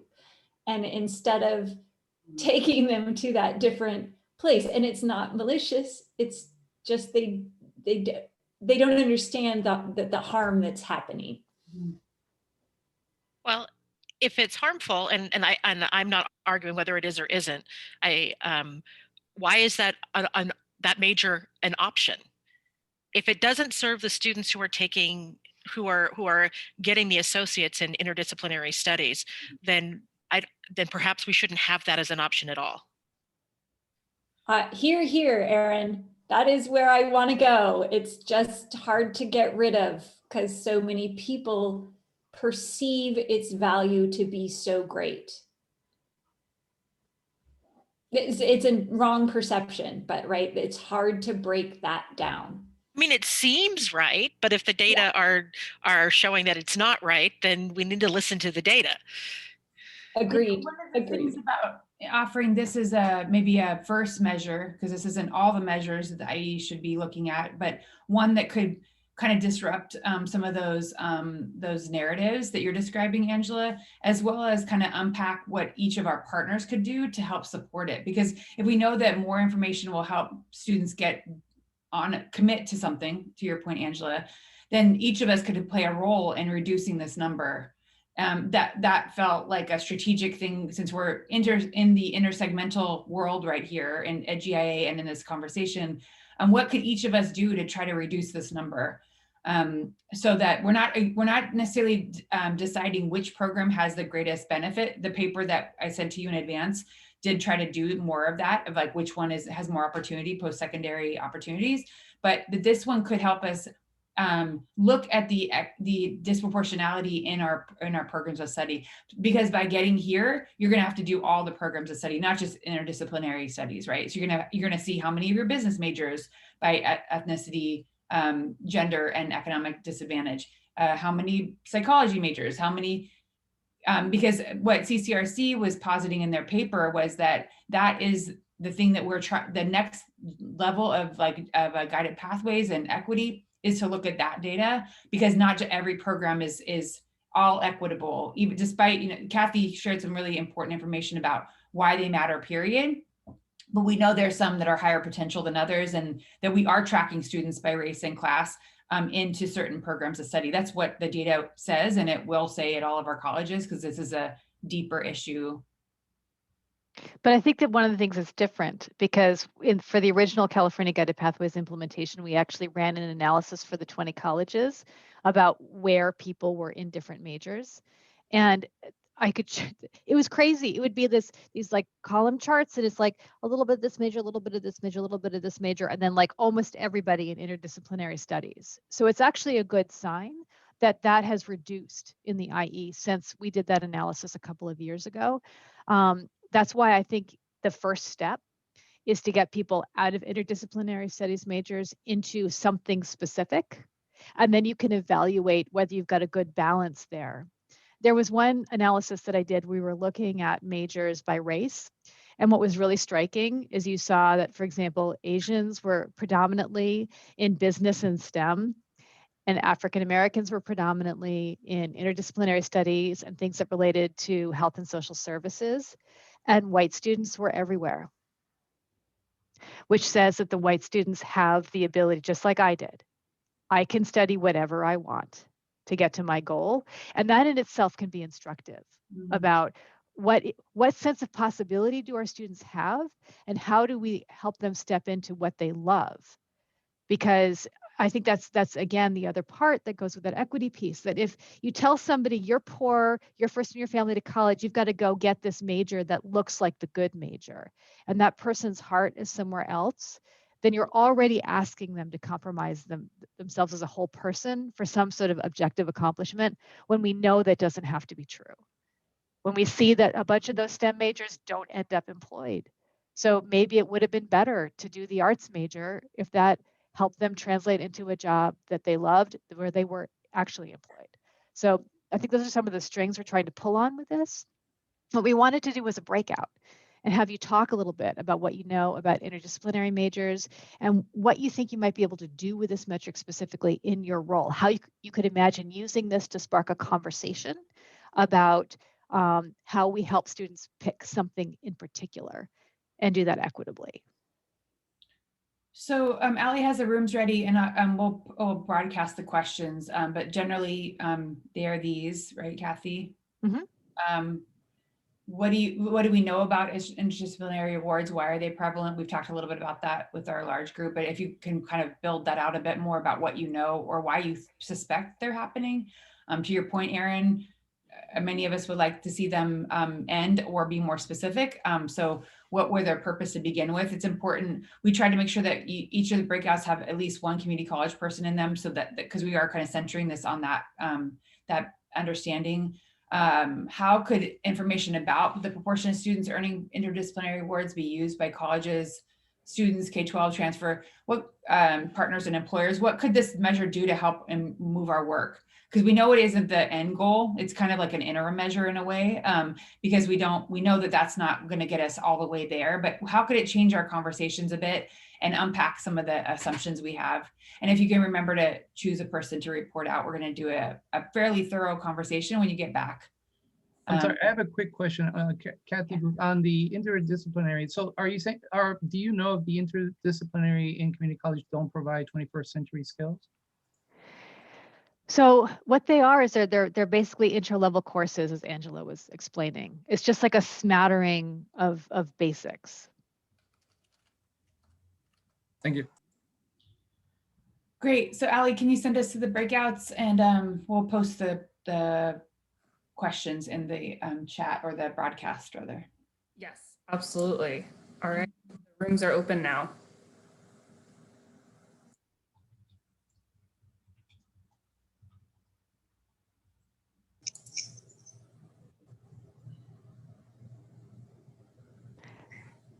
So Rachel, do you want to lead the report out, or do you want me to do it? I'm totally thinking about what Angela just said. Sorry, I'm gonna get my head around it. Okay. Cool conversations. So in your small group, would someone like to share a couple highlights, specifically about how this could be used across the segments? As I say, our group, I imagine all three of us are going to want, or all four of us might want to speak. But one of the takeaways is immediately being able to use that as a flag for identifying students that need immediate intervention in getting them to career and personality assessments, to expose them to other potential majors that lead to actual jobs that would be more suited.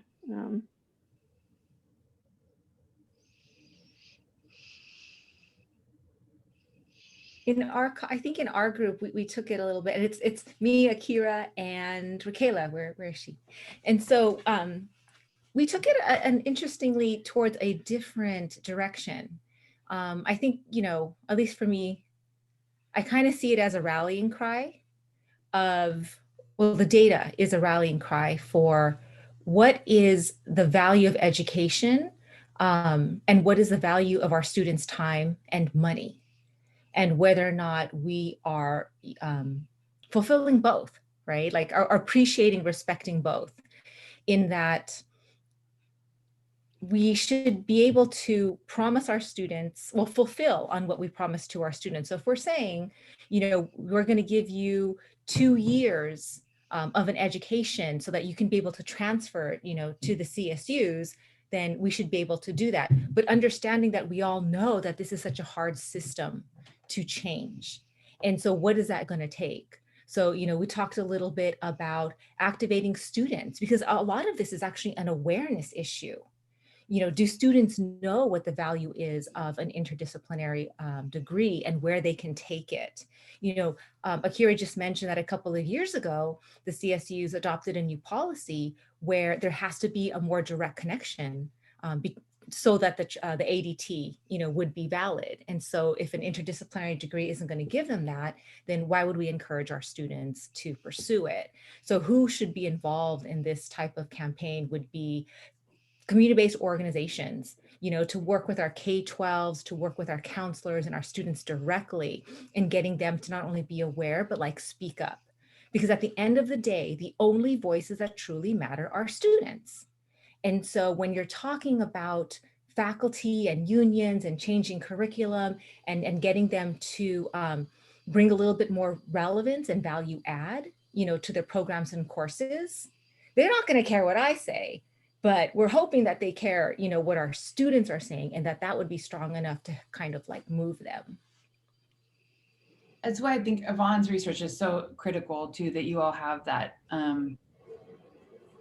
that resource in the IE.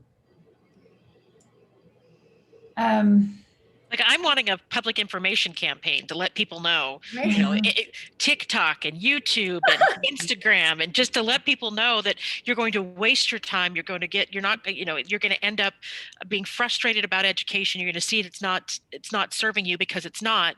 And then the reality was that if somebody had given you the better directions, you could have made a better choice for yourself.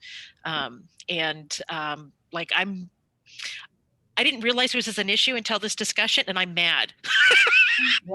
Yeah. Informed choice. That's all we want. Informed choice. Any other groups want to report out what they discussed, how it would change their work? Karen, would you share a little bit about our conversation? Because I think it's really interesting. We were talking about this measure, and well, Karen can speak for herself, but she was even saying like, well, we kind of view it as a somewhat of a leading indicator. For her, it's kind of lagging. And she was even thinking they use other kinds of metrics to more use. Right. So coming at it from a practitioner standpoint from a community college, we're always looking at how our students progressing toward where they need to get. And yes, at the end of the day, looking at what the degrees are and what they complete matters. Of course, we're working on the guided pathways. We're trying to get our students into pathways, et cetera, et cetera. But for me, I come from a student services perspective, is that we can't do anything once they've been at the college for several semesters, or we won't know what else we could have done. So we're looking at the touch points, and from outreach on through matriculation, in through their first year, and up into the pathways. And there's many little touch points. And so we're tracking students constantly as they're moving along. And so in terms of the regional support, so much of what we do reaches down into the high schools. And of course, with dual enrollment and with some really strong outreach partnerships, that's developing in a really fine way. But what we've noticed, for example, now with the pandemic, is that our high school seniors, who by now we would have a good number of them, doing the steps and making the decisions and all of that, that's not happening. So by us being able to watch the touch points, we can immediately intervene. So on a regional level, what would be helpful would be to identify maybe some key touch points, just the CC application in a meaningful way, getting help with the FAFSAs, doing a career exploration, making sure that information translates from high school into college.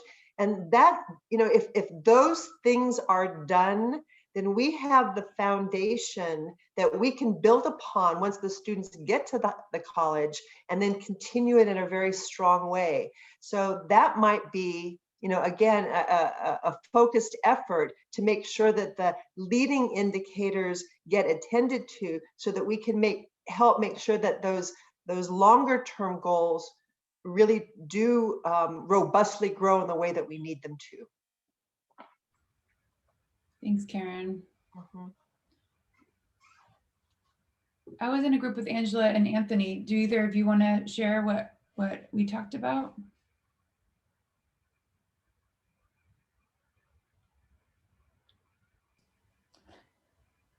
I'm going to hope Anthony does. My mind is still spinning. I'm trying to get all these thoughts down. So it was great conversation.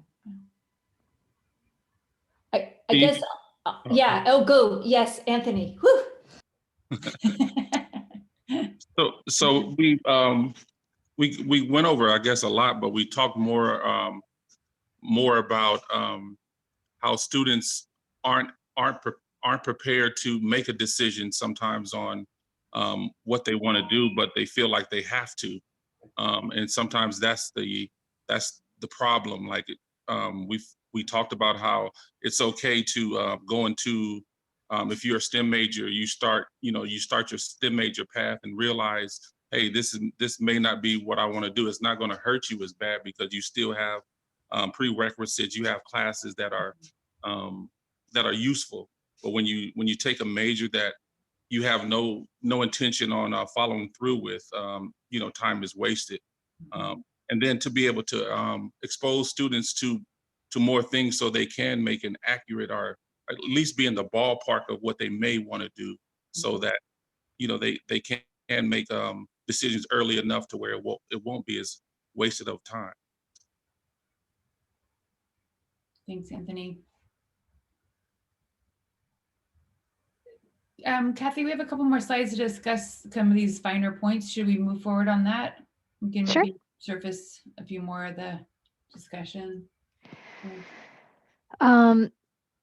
So I feel like we've sort of talked about some of these. Some of you had questions about the major, like finding out more. And I think it's definitely important for you to be talking with each of the community colleges in your region? Because I know that when I was looking at some of the data, there was variation in how common these majors were. So that would probably be worth doing. I think also, I really appreciate the point about the problem with lagging indicators is that so many students have perhaps not been served by the time that you notice a problem. So I guess one of the things that I'm curious about is, when you're trying to pick one metric, the goal is that everybody's having the same conversation. So my thought is that, especially for those of you who are working directly with students where you don't want to wait until they've finished their associate's degree, do you think aiming toward a goal of having fewer interdisciplinary majors and more specific majors would help you have conversations about advising, about dual enrollment choices, about onboarding, to Anthony's point, how you help people switch majors if they haven't picked the right one? Like, do you think that would be useful, or is it distracting? I actually think, I want to say it would be really useful. I think one of the problems, maybe perhaps specific to Chafee, is that there was a real push to increase the number of degrees that are being earned. And then that was a metric for a while. And so what actually happened was, right, this glut of these, they were on the books, but it would be students were actually getting advised, oh, hey, you could get this interdisciplinary studies degrees too if you just take 2 more classes, or if you just, because the metric was, we're doing a good job based on the number of degrees, not on the number of students earning degrees. And so like having a metric that would be clear, that would send that message that came from the top of, because that desire was coming from our president. And if it came from the top of our president, everyone wants to please him. We all love him. It's like, what does he want? Okay, we'll do it. And if that comes from the top as a desired metric, I think it would have an impact.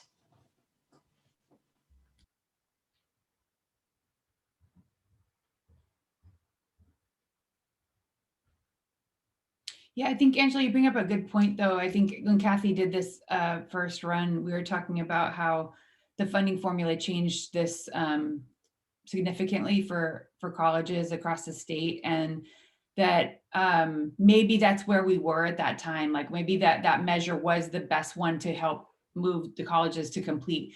We have so many students that are really struggling to get out of the community college system. So I think it's an effort to like makes them, okay, this happened and now move forward, because there were so many students that have excessive credits and they're not, the bingo degree is probably a good option when you have so many bingo chips, you're like, okay, let's just see what you got. But it's not actually student centered. It's probably more organizational centered, right? It's probably more about our system centered. So if we move that measure to be more student centered, this might be an interim measure that we could then go to the next level, right? Because I think that one got us further in some ways, and then this one could help us, especially if we use this measure that Kathy's describing and disaggregate it. I think we're going to get closer to the equity question, because I think we keep saying degrees awarded, period, and not actually deciding that we think it's important to see who's getting awards and what. Yeah, and Rachel, just for what you said, like one of the things that my head is really spinning right now is kind of tying this interdisciplinary studies into the problem we have with tracking particular groups of students, and how do we stop that, letting students, like, I don't know, their worst fears, like, and having people see them as, what do you want to do? Great. You want to be a vet? Okay, let's talk about what it takes to get there. Not just even that moment. Oh, do you know how competitive that is? Like, oh my gosh, like, because there are so many other options along the way, why would we even ask that question? It would be like, great, you're passionate about something, you love animals, this is the track, let's get you on it. And so like part of me just Like that is a huge struggle. It's that tracking piece and it's that personal interaction and it's us wanting to make things easy for students when easy isn't the answer. Like there's nothing wrong with rigor and there's nothing, and that should be what the message, the consistent message to students. You're going to go to college for 2 years. You should take all the hardest class you can, get the biggest bang for your buck. You'll have more skills. The hardest thing you do will lead you to have the most skills. And then you'll have that doors open instead of, oh, you know, you don't have to major in biology to become a doctor. You could get a commit.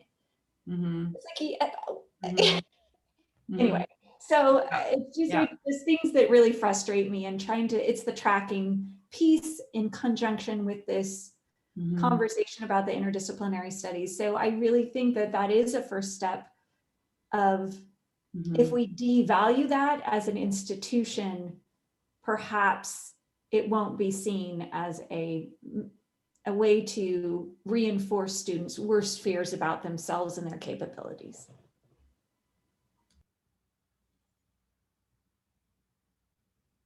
So if we were to move this measure forward, what would this mean for our work? Like you all come from one of these institutional perspectives. I don't know if you got that far. We certainly did in our small group of like, what would it mean for our work? Because we were so interested in the topic. But if we were to use this measure, and it was something that Sorrel and GIA and kind of a regional thrust happened in the Inland Empire to measure and disaggregate, what would it do for our work, or what would it mean for us?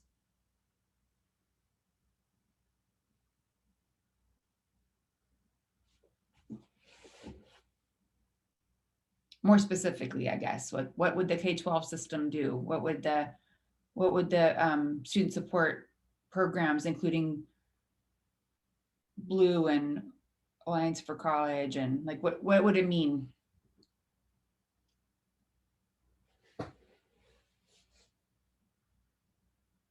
Would you choose to do different things? Would you have different conversations? Would you have different people be involved?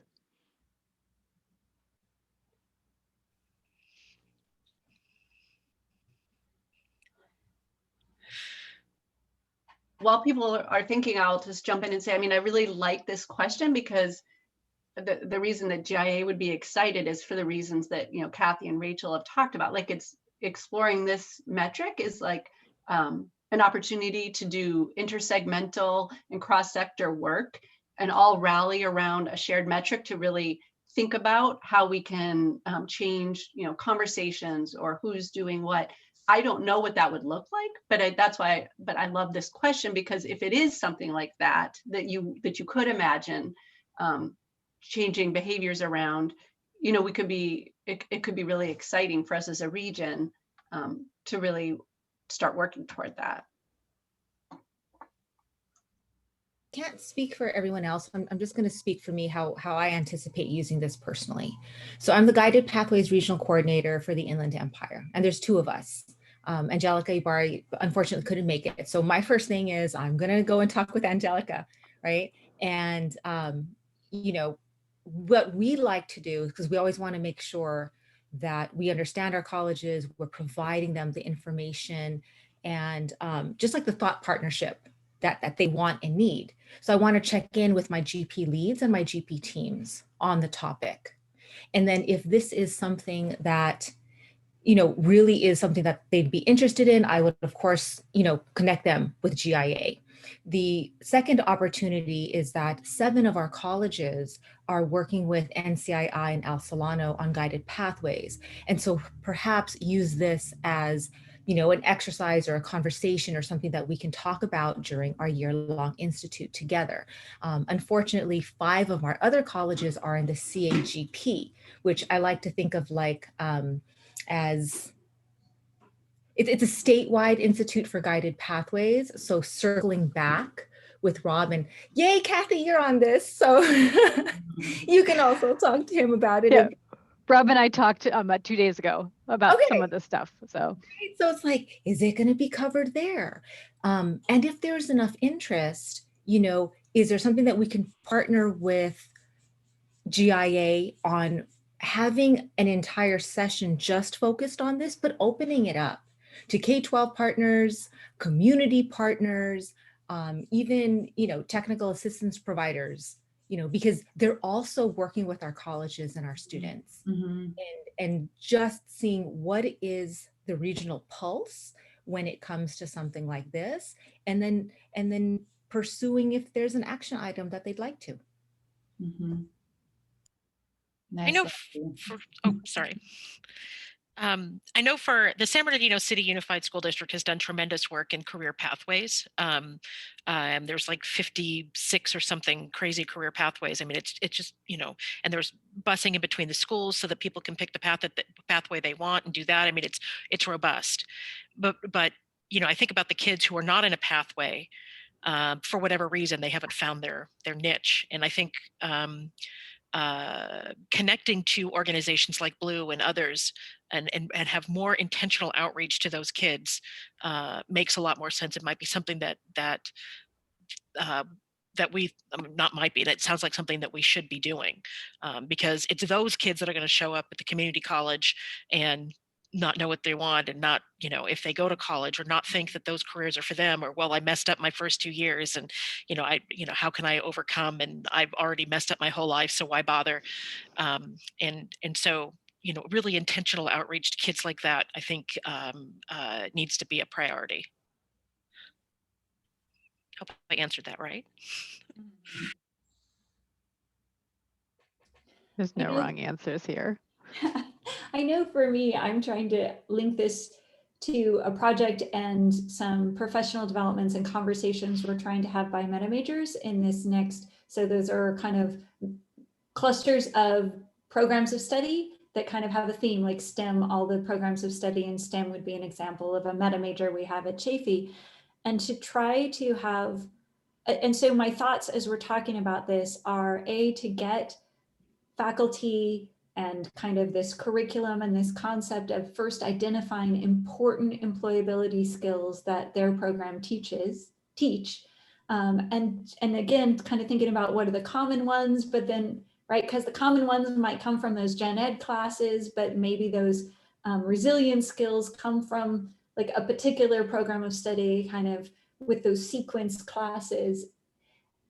And then figuring out a way to market that, and in our conversations with employers in the area and our advisory board meetings for both CTE certificates, but also with the degrees associated, that really making that apparent so that students coming in can see, I'm going to get a degree in this, but I also get all of these employability skills that could go anywhere. To Kathy's point, like it doesn't matter what you major in, but we don't make that visible.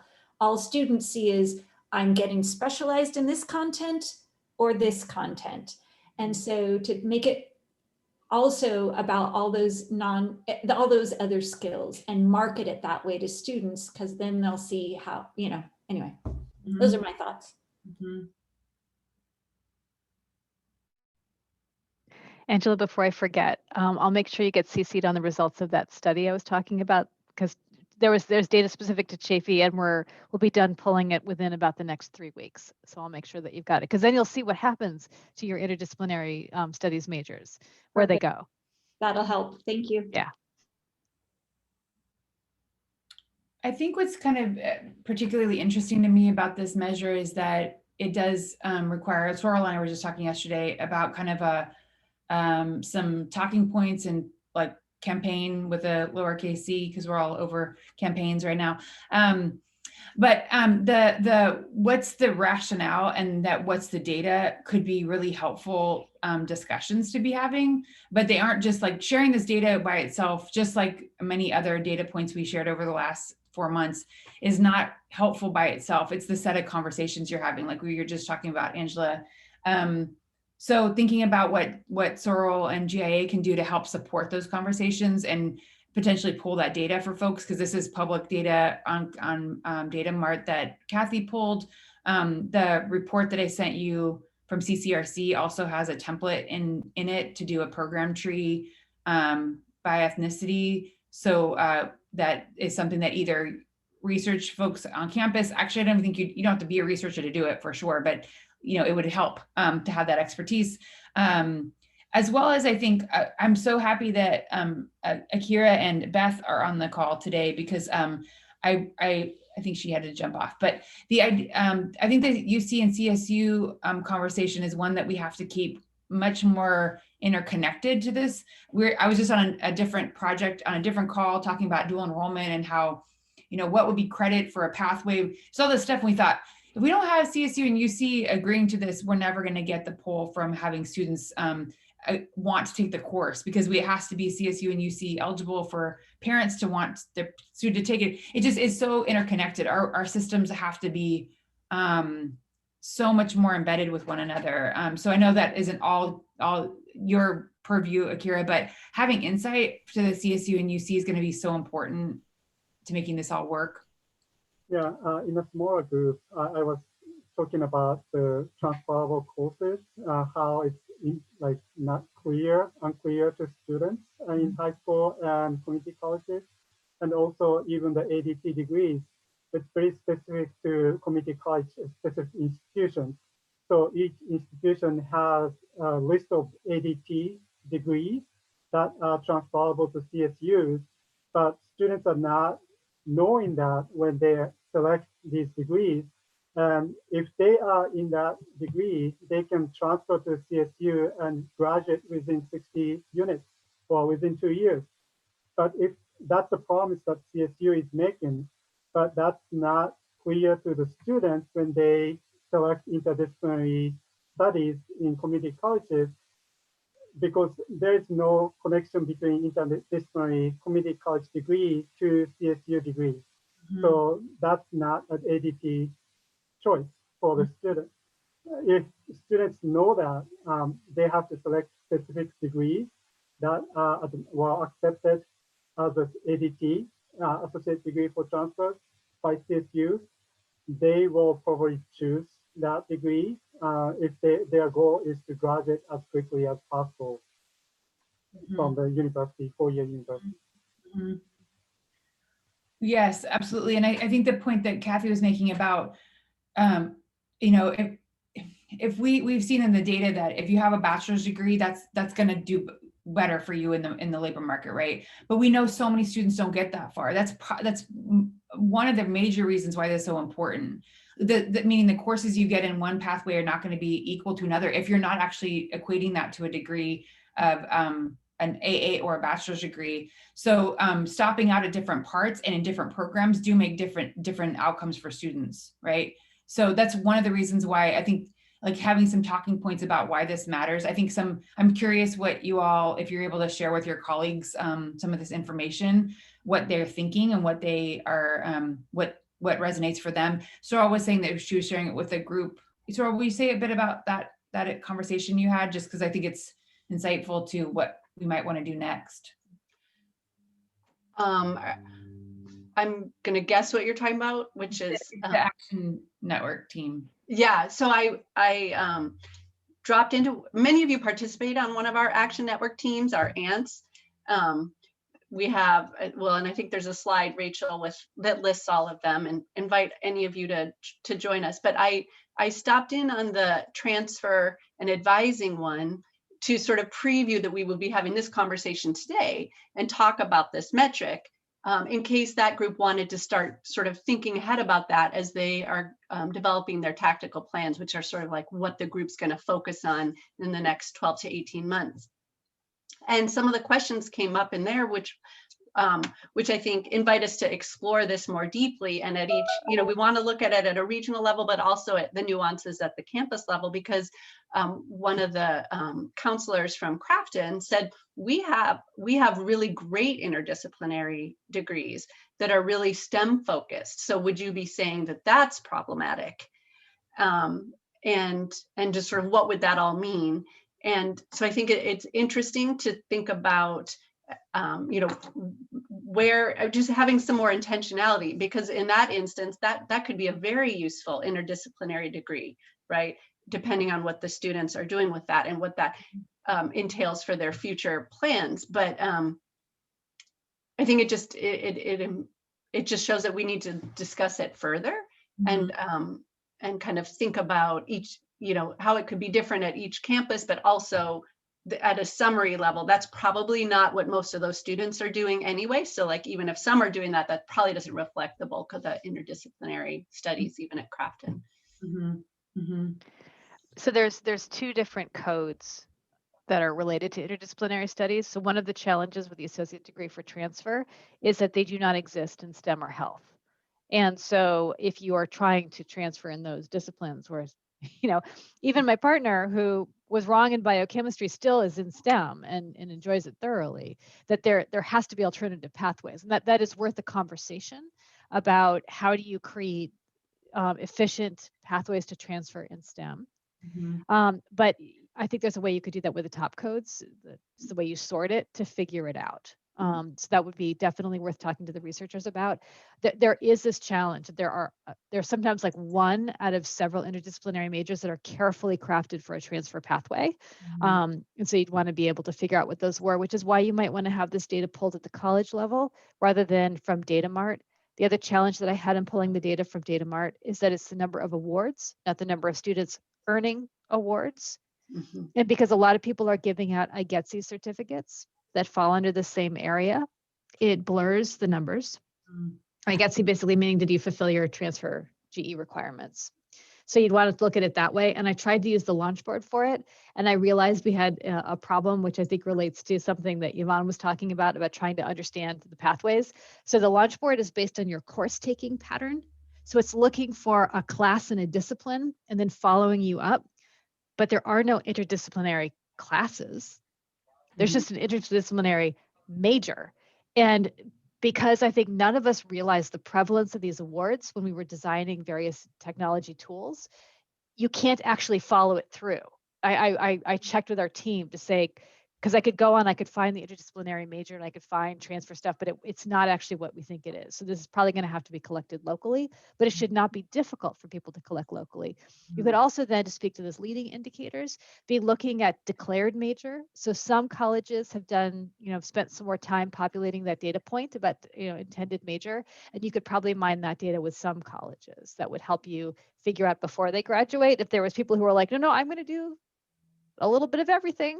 And then you might target those folks for more advising support. Thank you, Kathy. So Sorrel, do you want to say a few things about GIA and we can do a couple comments to get us wrapped up? Yeah.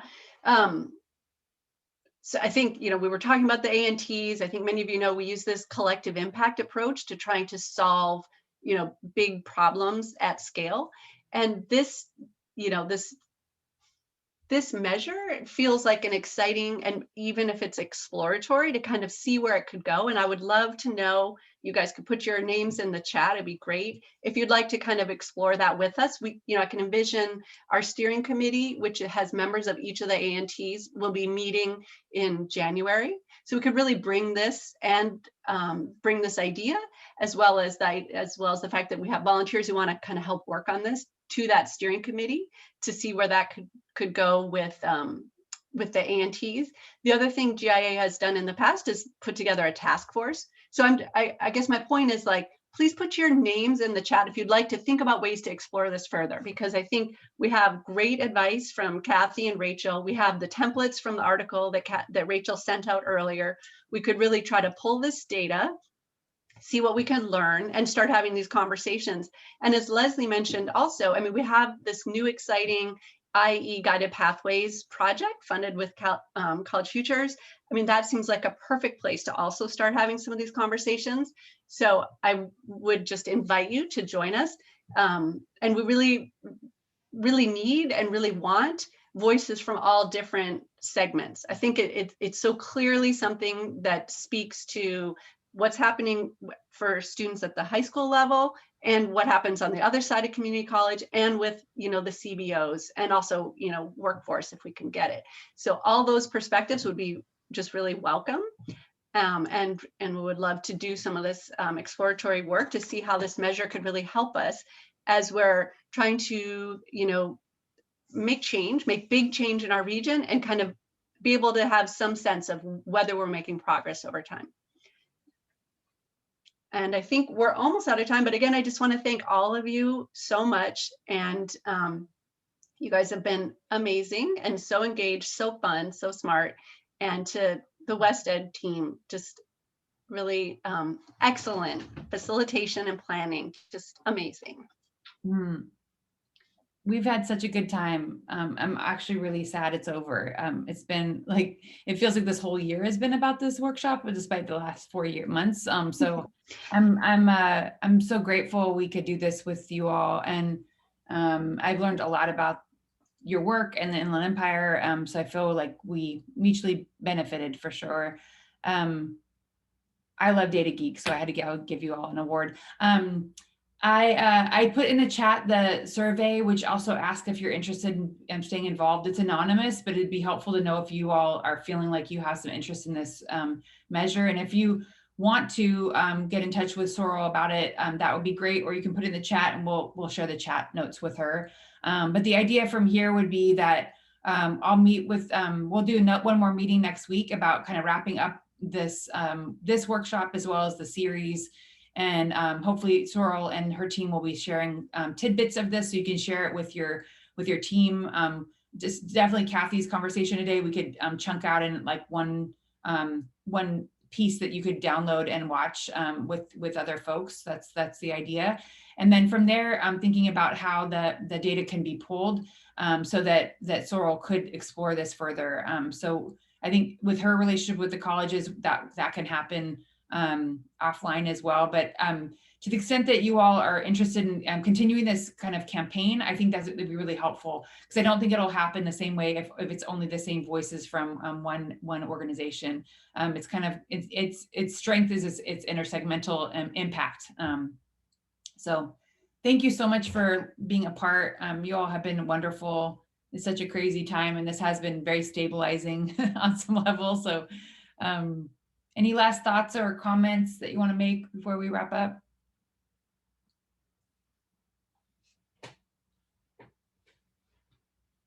Please fill out Can I the just say thank you to Kathy?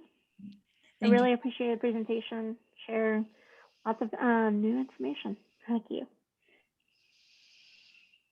Yeah, I mean, I because I don't work for a community college, or I'm working for a foundation that supports a school district. I learn something every single time, and I'm in these conversations that I can take with me. And Kathy, you were fabulous today. Everybody was fabulous today, and I just have so valued these conversations. And I hope to continue to work with everybody as we create a better educational landscape in the Inland Empire. Thanks, Erin. All right, if there's nothing else, let's end on time. That would be exciting. Thank you for everyone that presented, Yes. Akira and Yvonne and Leslie. Without this team that was helping us get this together, we wouldn't have had so many thought partners. I really appreciate all that you've contributed to this project. It's been so fun to do this collaboratively, and we're going to try to do it again and see what other regions can do in similar circumstances. But I think you all have a lot of strengths to work from, and it's been really evident in these workshops. There's a strong community here. Thanks, Rachel. Bye, everybody. Thanks, everyone. Bye. Take care, everyone.